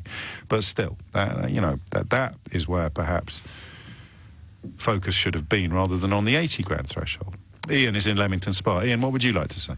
Yeah, hi James. Thanks for taking the call. You're welcome. Yeah, it's the first time I've called in actually because it's triggered with myself a little bit with this. Go on. I suppose 2 points to make. The point you made a little while ago about wealth and income, I think is really, really important because I don't earn 80,000 a year, but I'm a higher rate taxpayer, so you certainly feel the 40%, and I've got no issues with that. And I think one point I would also make is I was born in a council house. Parents still live in that same council house, so very much from working background. Do they own it? Background. No, never. Just a while. So that was very nosy of me. Just to be clear, I think if you don't earn 80,000, then there's no extra threshold, is there, between 27.5 and 80? So you're not going to see any change. No, there is. There's 40% at 50,000. Now there is, but under Labour's proposals. No, because I think that still stays. Otherwise, they're going to be better off underneath. Yeah. Okay. So I think all they've really done is introduce this new 80 threshold. The 45 comes down from 150 to 80, and then the 50 gets introduced at the 125. I think it is. Should we do this again? You present the programme, and I'll ring in. I'll just take half your salary, then, James. So I think really the 2 points I was trying to get at. I think I can come from it from a relatively sound start point in the sense that I've not had a privilege or an education at all. I've worked very hard to earn what I earn. Yes. But because this is not affecting me, I think the way that my point is, the wealth and income is a huge misunderstanding in the sense that really I know lots of people that earn higher rate tax but aren't, they own their house but with a mortgage. They mostly lease cars like I do, so you wouldn't necessarily class yourself to have if I dropped dead today, I would certainly be nowhere near inheritance tax. Or if the wheels fell off, you would not be comfortable. Absolutely, but I probably worked my way, and I don't really believe in classes really, but certainly you would describe my lifestyle or my family's lifestyle as now more middle class in terms of my wife and my son. So we put a lot back into the economy in terms of what we go out and, if it's going out for meals or holidays and, all the things that we do. Yes. But I think the big thing for me where Labour and I'm not politically affiliated at all, but I think where Labour have messed up, which comes back to these newspaper points, is the impact of earning more than 80,000, as you've just nailed on the head, is very minimal. So even if you earned £100,000 a year, it's only £5,000 in terms of £1,000 additional per year in tax by earning the difference between 80 to 20. So why target it in the first place? Why not allow people to try and incentivise them to get more promotions and set up businesses, but instead just pause there, because I hear this a lot, and I think you're talking to me in very good faith, so I don't want to tar you with the same brush as people who ring in favour of flat taxes and what have you. No, I don't believe that at all. No. So what would you do instead? Why do you think this penalises against aspiration or ambition? Well, it doesn't. It doesn't. I think the big issue, James, is around anybody that sits in and around that £80,000 a year income will, irrespective of doing the calculations, which this chap last night obviously didn't do, will feel like the policy is being now we're back targeted. to feeling, aren't we? It is, exactly, which I agree. Yeah. But my point is, because of the amount of income it's actually going to generate for the revenue is so minimal, as your calculator, and I've already worked this out. Yes. Why not just say, right, let's keep 45% kicking in at 150. Therefore, I'm more than happy to continue to still put almost half of my additional income away from any promotions or. But you're just moving the measure arbitrarily because it would suit you better. That's all. It has to go somewhere. Wherever you put it, someone's going to feel unfairly treated. My suggestion, sorry, James, would be then why not increase the tax to say 55% when you're earning more than 500,000? The reason for that is, from my experience, from my job that I do, anybody that sits in that level of income at 250 to 300,000 to 400,000 pounds, the big crossover is they will then be in the wealth scenario rather than just the income. So they will be the people that will be paying inheritance tax, that will own property portfolios, that will have large share portfolios. So from my point of view, I think it's not that if I ended up paying 45%, I'm more than happy with that because it's such a minimal amount extra on top of what I'm paying. But I think from a political point of view, to gain votes and to make a big difference, let's increase the tax above, say, even $500,000, because the amount of extra income that 10% would take than it currently does would be substantial to Could you ring me up and make exactly the same argument? Well, you could, but then I think don't gloss over that. I've heard you down from wealth and income. I've heard you out. Yeah, sure. I mean, it is still an income tax, so either you tax assets or you don't. But surely the wealth against income is the point I was trying to make. Yeah, but you're not, because you're still increasing income tax. Just your idea of who is wealthy is informing your answer to my question in the same way. As the guy in the Question Times audience idea of who is wealthy informed his behaviour last night. So either we increase asset taxes, which would probably have to be done through death duties. Yes. Or we don't. And wherever you put the threshold on income tax is not going to solve the problem of conflation between wealth and income. And it's all about property, isn't it? Everywhere, up and down the country. Your parents live in a council house. You pay a mortgage, I presume. I do. And sadly. And that achievement is much greater, odd though it sounds, than it would have been for your parents' generation, even though they elected not to pursue that life. The relationship between your income and the cost of your house is actually obscene, and no one really cares, because those of us lucky enough to be on the property ladder aren't aware that we've pulled the drawbridge up behind us. And increasingly, and I don't know how old you are or how old your colleagues are, increasingly well-paid, relatively well-paid professionals in various walks of life don't actually see property ownership as an inevitable milestone on their career path. And I think that is I don't think whatever you do to income tax, unless we find some root and branch way of either building shed loads more houses and therefore bringing the price down through supply and demand, or taxing assets in a way that I just sort of sees the wealth redistributed, and that could pay for the building houses. I don't think it matters where you put the threshold, because we'd all like to say, oh, I know where the threshold should be. It should be a little bit higher than where I am.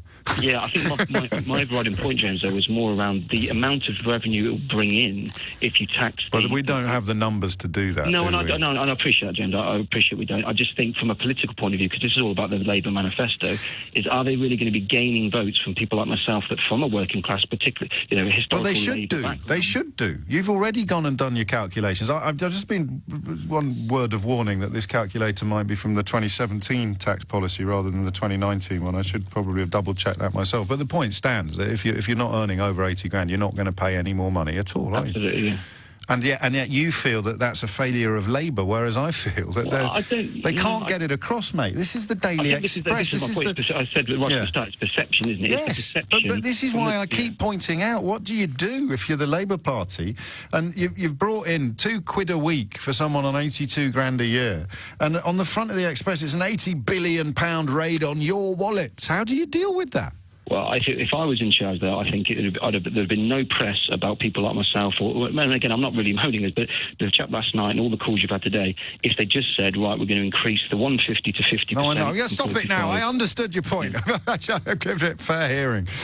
But there'll be lots. I mean, you'd probably, at least on an emotional level, I think it would be less likely for someone to stand up on telly on over 150 grand a year and object to the idea that he's doing well. That's what we saw last night. He was objecting to the idea that he was doing especially well because he doesn't feel like he is.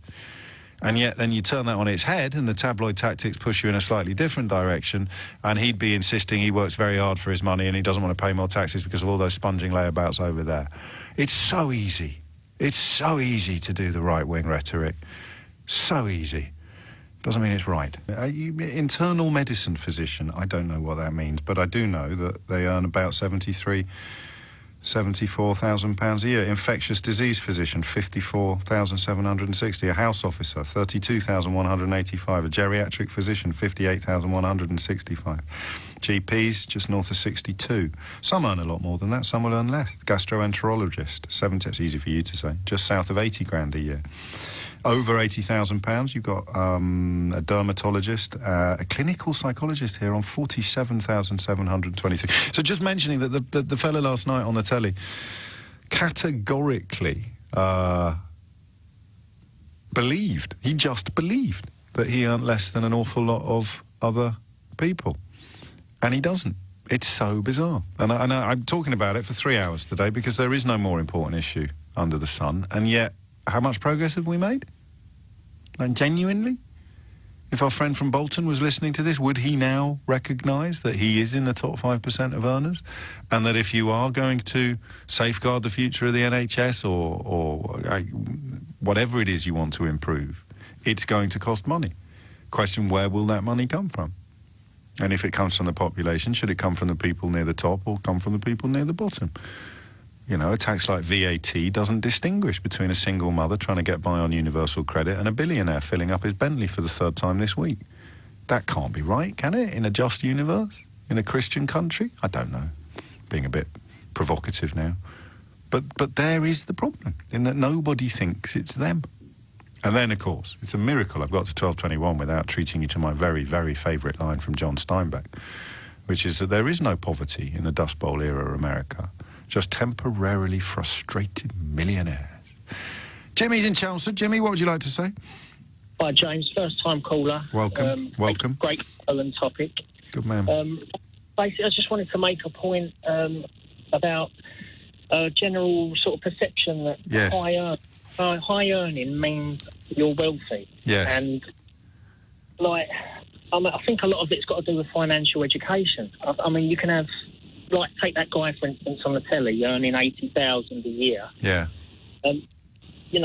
What kind of financial education does he have? How is he spending his money? Because you can have two people earning $80,000 a year doing polar opposites with it. Yes, you can. And I just... this is the wealth-income dichotomy, isn't it? Is that he does not feel wealthy. Yeah. And in terms of what he'd have to leave to his kids if he popped his clogs tomorrow, he probably isn't wealthy, but he's still in the top 5% of earners. Yeah, and I think as well a point would be to distinguish the 1% to the 5%. What's the difference there? Well, I know the difference. I had it in front of me. I've closed the wrong window. But the 1%, I think you're around the £160,000 mark. All right.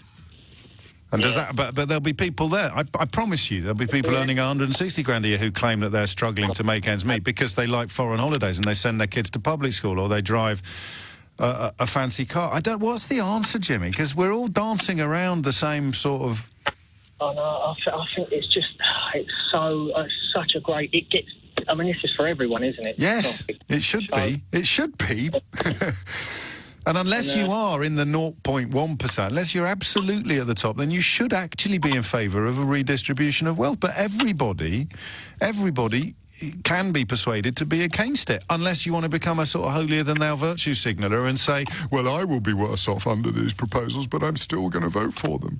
Actually, that's not fair. I shouldn't have done the voice, because here's Andrew in Camberwell. After digesting exactly how much more capital gains tax I would be liable for, I feel quite sick. It would be £250,000. However, I would still vote for Corbyn, because in truth, as property owners, we've had it so good over the last 20 years, it's payback time. Well, you're a bigger man than me, mate, because I think people like you, Jimmy, and me, the only asset we're ever going to have is our house. Absolutely. That's all we've got to leave to our children. And they want to take a chunk of that. You can't help looking at... You're looking up the ladder instead of looking down at the people who've got more than you. That's the problem. We all look up, I think. Even those of us who don't think we do.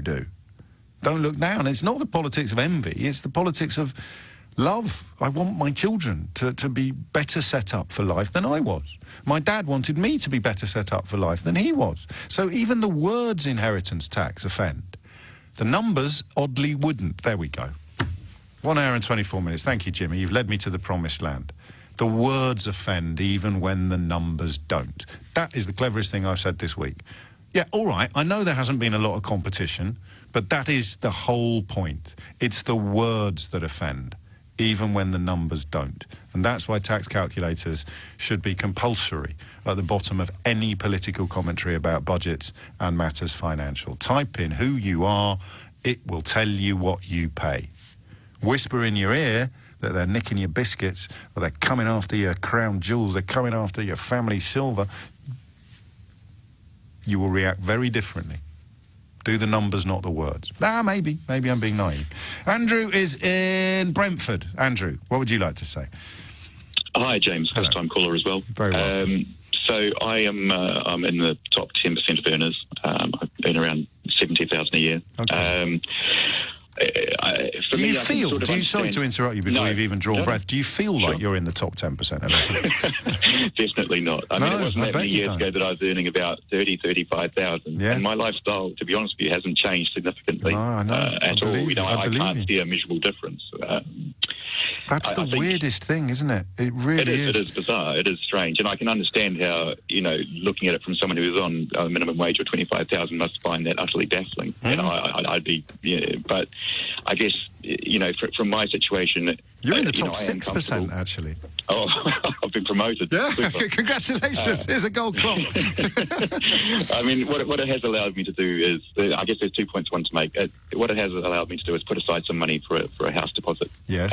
I'm now 42 years old, so I'm a first-time buyer. And even on my salary of 70,000 in London, I think you get around about 4 times your salary is what you're getting into on a mortgage, roughly, as a rough calculation. Yeah. Which gives me about 280,000. And I'll be honest with you, in London, there's not a huge amount of properties or options there at that range. I guess the point I was trying to make... I was staying on a boat. I was staying on a boat not far from you in Brentford. I don't know exactly where you are, but I was staying on a boat in Brentford a month ago that would cost considerably more than the 280 grand you'd be able to raise down normal routes. Now, you won't like this, because how old are you now?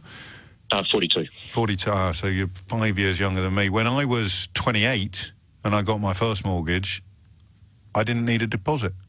Yeah, I know. Well, I'm going to be paying this until I'm in my 60s, which is a bit concerning. I might not even make it that far, On the bright side. I think, just quickly, the other point I wanted to make is that I think the focus for me is... I find politics so divisive these days, and so the whole focus now is turning people on each other from people who are all 9-to-5 workers, and yet you look at the billions and billions that get funneled offshore in tax avoidance, and I feel like why is the Labour Party's focus or policy not on attacking, Well, they would say that it is. They would say that it is, but that you've fallen for the right-wing media's attempts to persuade you that they're coming after you, when in fact they're coming after precisely the targets you describe. And that is where the calculator would support their argument up to a point. The bit we never get, people like you and me, is this notion of enough, because the people you're describing, whether fairly or not, and for the record I think fairly, the people who've already got more than they could ever conceivably need. They've already got more. Someone did a calculation the other day of the difference between a billionaire and a millionaire. I know what it is in noughts. Oh, yeah, right. But they did the calculation in how long you'd have to work for at a normal income, and it's hundreds of years. I mean, it's beyond belief now. I think those figures are so hard to sort of comprehend. You know, the difference exactly that. The difference between a millionaire, which sounds like a lot, and a billionaire is vast. You know, there shouldn't be billionaires. I mean, it's a ridiculous idea that someone has that much wealth, one individual. It's absurd. And yeah.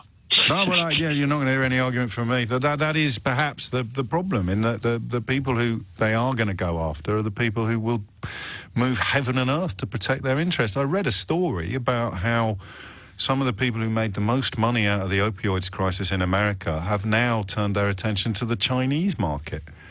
And the rest of us sit here and think, well, they got their fingers burnt. You just presume that a moral compass will kick in at some point, and that is why, you know, you and me are never going to be living in houses with moats or drawbridges, Andrew. Not unless I dig one myself. Not unless you dig it yourself. Well, I'm only up the road in Chiswick. I'll come round and help. We haven't done this for a long time. Same topic for 3 hours, but it's not the same topic. It's a million different topics, isn't it? And it's every topic, in a way. I'm sounding like some sort of Californian New Age phone-in guru. But it is. It's every topic, this. It's about that quote that I think sums up everything from Anaya in Beverly, and I know I overuse it, but goodness me, you should have heard me a few years ago quoting Chomsky on the standard techniques of privatisation. But that quote about how the whole project is about getting Labour to use their political power to keep wealth in power. And you glance at the front page of the newspapers today, and nothing's changed since the ragged-trousered philanthropist. Nothing has changed. It's quite bizarre. Nothing's changed since Orwell. I think it did change for a bit. I think the post-war settlement was such that you could not continue with that model of social division and economic distribution. Not when people had buried their dads and their husbands and their sons. You couldn't expect them to live their life with cap in hand and paying rents to landlords living in stately homes. I think that's probably what did for the Downton Abbey model of economics was the post-war settlement, fit for heroes. Simply couldn't do it. But then you look at some people who've risen in British and even American politics in the last few years, not decades, just the last few years, and you do see people who appear to be nostalgic for the Victorian model of wealth distribution, a model which you will know involved workhouses, debtors' jails, abject poverty, absolutely no support for society's most vulnerable, brothels full of children up and down the south bank of the River Thames. All of those. Anybody who sees or seems to be nostalgic for the Victorian era would not that long ago have been regarded as beyond the pale, as utterly despicable. Now this might be me getting a bit carried away, but I think they're on the march. 12:36 is the time. So what's the question? I'll play you the clip once more in a moment after we talk to Stuart, who's in Warrington, and how has he ended up where he's ended up? Clearly, he's got wealth and income mixed up in his head, but he was categorically rejecting the suggestion that earning £80,000 a year put him in the top 5% of earners. You can only read so much into that conflation of earnings and wealth, because his justification for his belief was not rich people. His justification for his belief that he's not in the top 5% was other people's earnings. So it's very patronising to claim that he didn't understand what he was saying. He did. He thought the fact that all the doctors and all the lawyers and all the accountants, all the sort of graduate level professions, they must earn more than he does, so how can I possibly be in the top 5%? Short answer is, well, they don't earn more than you do, and you are. How has that happened? So significant. I'm going to remember that fella forever. I'm going to remember him for as long as I remember the guy who rang in not long ago and nailed Western politics when he said, I like being lied to by Donald Trump. I know I'm being lied to, but I love it because it really winds up people like you. And I just thought, well, I only get wound up because I hate liars.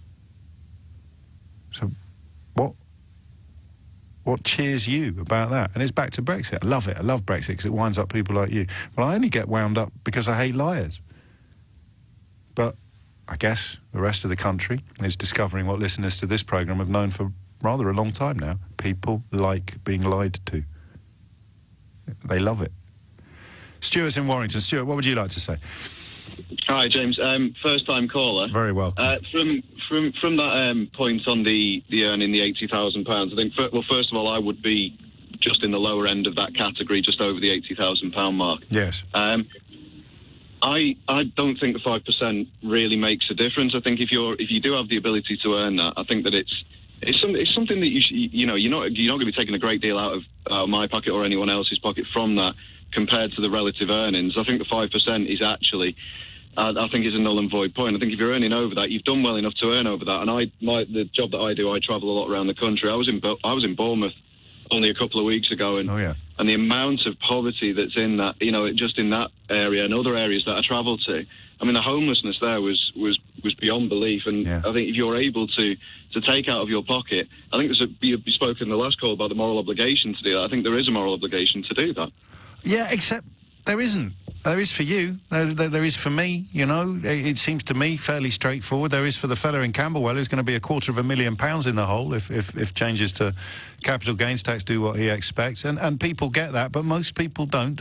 And that's why it has to be taxes and not charity, not voluntary contributions, because they'll sit there laughing at us and calling us virtue signallers while they put together their plans to send their children up chimneys.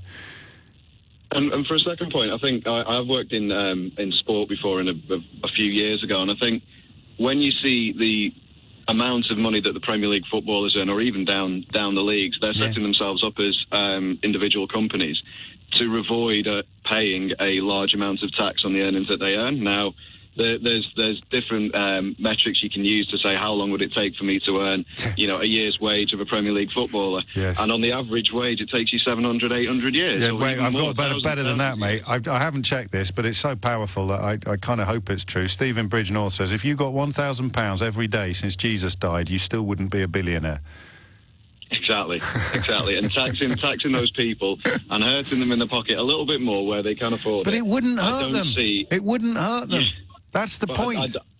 I don't see the problem in it. And like you said before, that guy who earns £80,000, who didn't believe he was in the top 5%, irrespective of whether he's in the top 5%, he didn't feel like he should pay more because he's done well, irrespective of whether he's done well. I didn't even think he had. I don't think he thought he had done that well, but he didn't think he was winning. That's the word, I think. He didn't think he was winning. And if someone tells you you're in the top 5%, that's 1 in 20, you're winning. And he didn't feel like he was winning.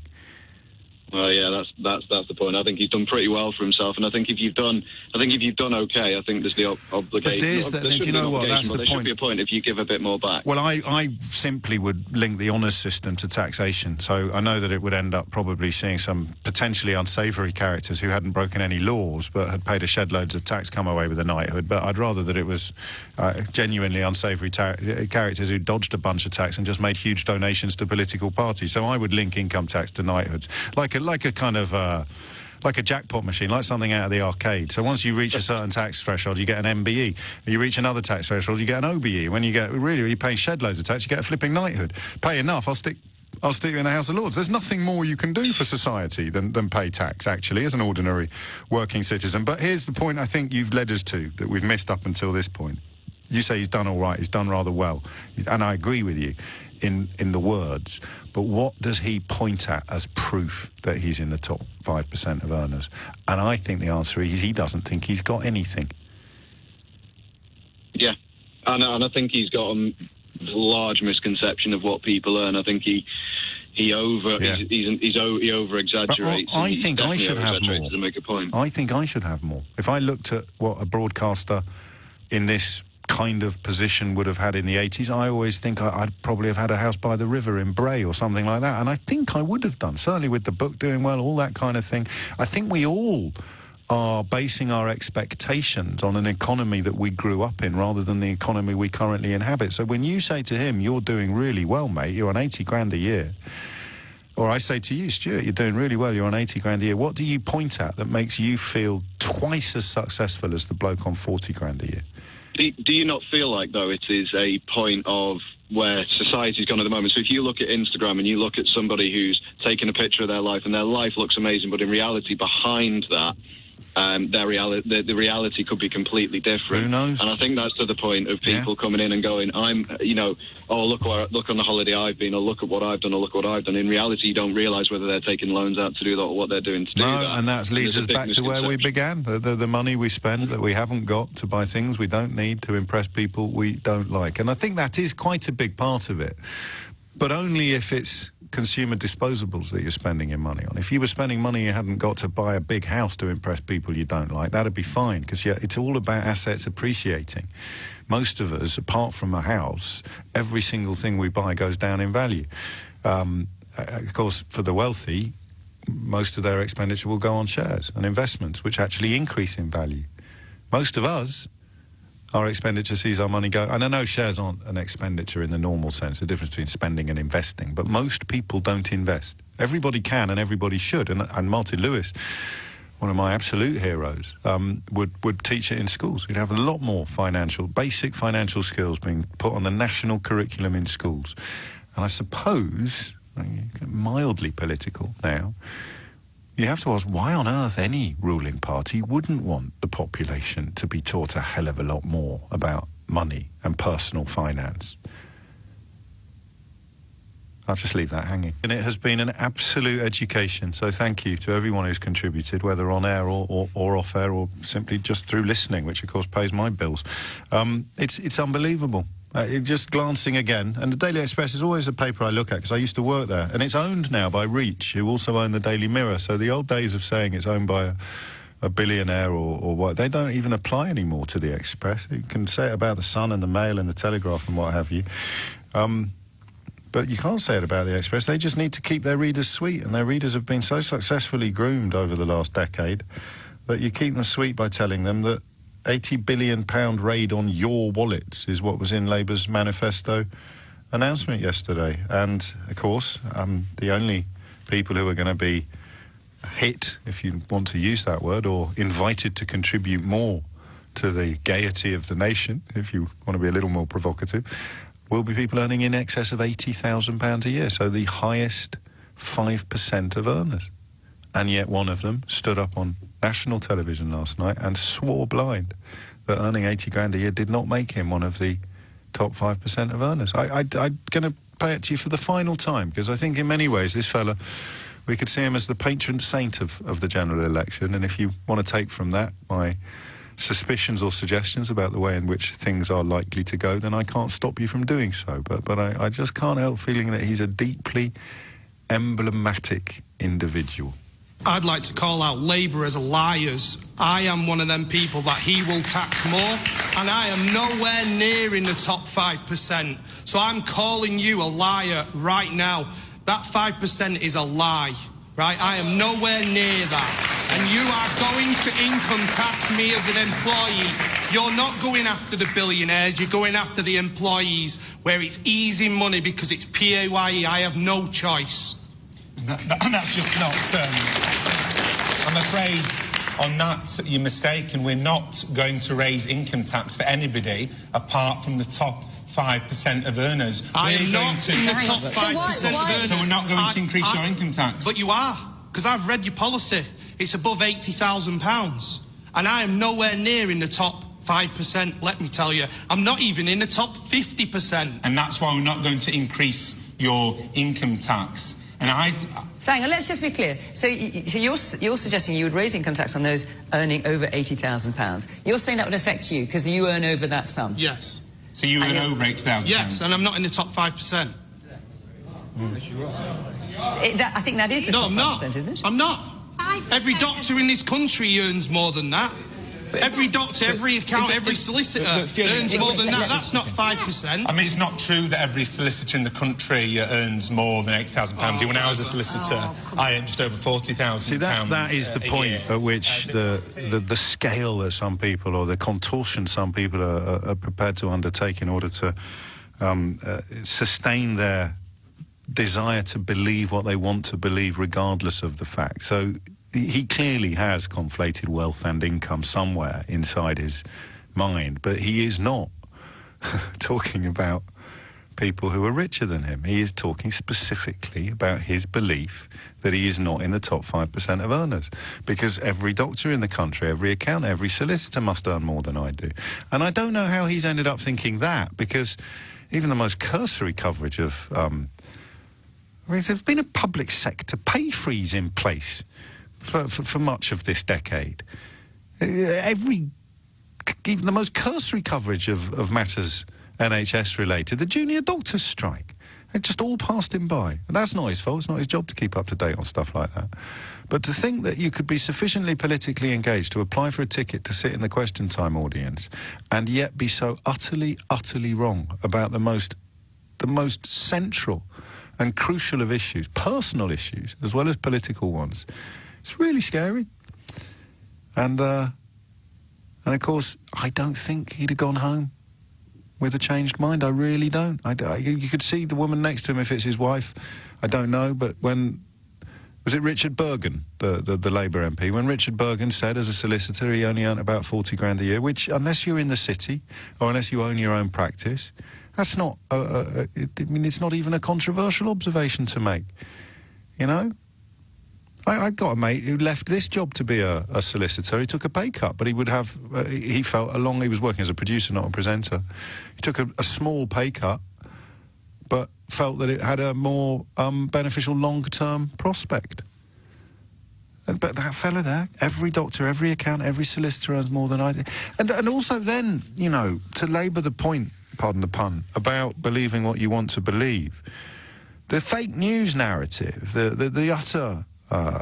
destabilisation of objective truth means to him it's entirely plausible that the Labour Party could launch a manifesto. The leader, or not the leader, the party of opposition could launch a manifesto and it could contain a lie that would be revealed as a lie within a nanosecond. Just think about... I know he's only one bloke, but I do think he's emblematic of many, many bigger, broader truths. How has he ended up thinking that? His trust in... So, oddly, we have, in the case of Boris Johnson, a politician whose long history of lying is being archived now by the former Daily Mail columnist, Peter Oborne. And yet... the whole point of fake news is not to tell you what to believe, but to make it impossible for you to believe anything, and possible for you to believe anything at the same time. So he actually thinks that the British media and the Labour Party would somehow collude in allowing a lie of such epic scale that it takes a plucky little bloke from Bolton to stand up on Question Time on a Thursday night and reveal the truth. It hasn't entered his mind that he's wrong. He's utterly convinced that he's being lied to.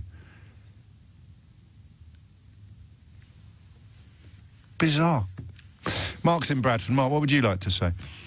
Yeah, hello there, James. First time caller as well. Very welcome, Mark. So I earn 18 a year. So I just want to say to someone like that, cry me a river. I wouldn't even know what to do with £80,000 a year. I wouldn't know what to do with it.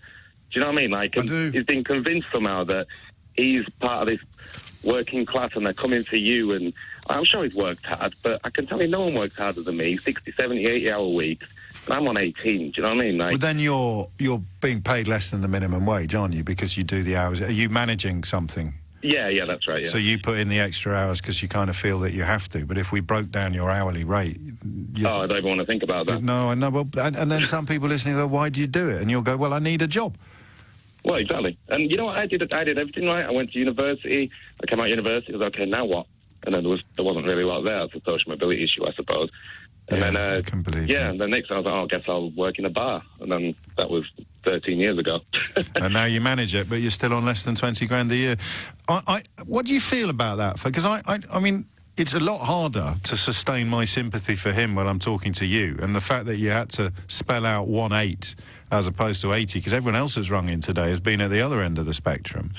Well, that's what I mean. I think he feels like he's in the same sort of group as me in a way. I don't think he knows that you exist. Well, yeah. Does he or not? I don't know. Somehow, he just has... what's the what's to say, he's been convinced somehow that every time you hear something that's faintly whispered socialism, that means Stalinism immediately somehow. Yeah. Like, and people don't seem to know the difference between socialism means that people can be rich, but no one should be poor. Do you know what I mean? Yeah, well, I do. And I mean, when I defend him, as I have done today, by saying I completely understand how he's ended up, and that line I used, you know, and I sound probably my most out of touch when I say, by rights, I should be living in a mansion by the river in Bray now. But I do understand where he's coming from, and I think we nailed it. So he earns 5 times what you earn, right? Yeah. 5 times. That's gross. So obviously take home, it's not going to be 5 times. But yeah. He thinks, and I don't know if sympathy is the right word to use here, but I do understand. He thinks he should be demonstrably 5 times better off than you. And all he really notices as he goes around the world is people who are demonstrably better off than him. And that's how he arrives at the conclusion that he can't possibly be in the top 5%. Yeah. Because he doesn't have the trappings of wealth, and yet he's being told that he's wealthy. Well, then, I mean, again, I can't even imagine what I would spend that. There's nothing I really need, to be honest. I've got to pay rent on a nice little house. Yada. I'm all right. It'd be nice if you were paying a mortgage, you know, storing something up. But not everybody thinks that. My friend Wayne is a massive dream. Yeah, well, I hope it isn't. I mean, it does sound like you undersell yourself slightly, but we've only just met, so so you'll allow me that. What's the name of the bar? Oh, it's Bad Apples in Leeds. Richard Bergen knows it. Does he? Is that a recommendation or not? I shall let the viewers and the listeners indeed decide it. But next time I'm in Leeds, I shall look up Bad Apples. Thank you, Mark. 18 grand a year. That's a perfect point at which to end this conversation. Conducted by an extremely well-paid, middle-class, public school-educated journalist who can't quite conceive of having to get by on 18. Let me rephrase that. Who wouldn't even know how to start getting by on £18,000 a year. A conversation conducted by that public school-educated, middle-class, highly paid journalist about someone in the top 5% of earners who lives in Bolton and simply can't believe that he's in that category. This is the most important phone-in that we'll ever conduct together, but I fully acknowledge I don't know that we've learnt anything.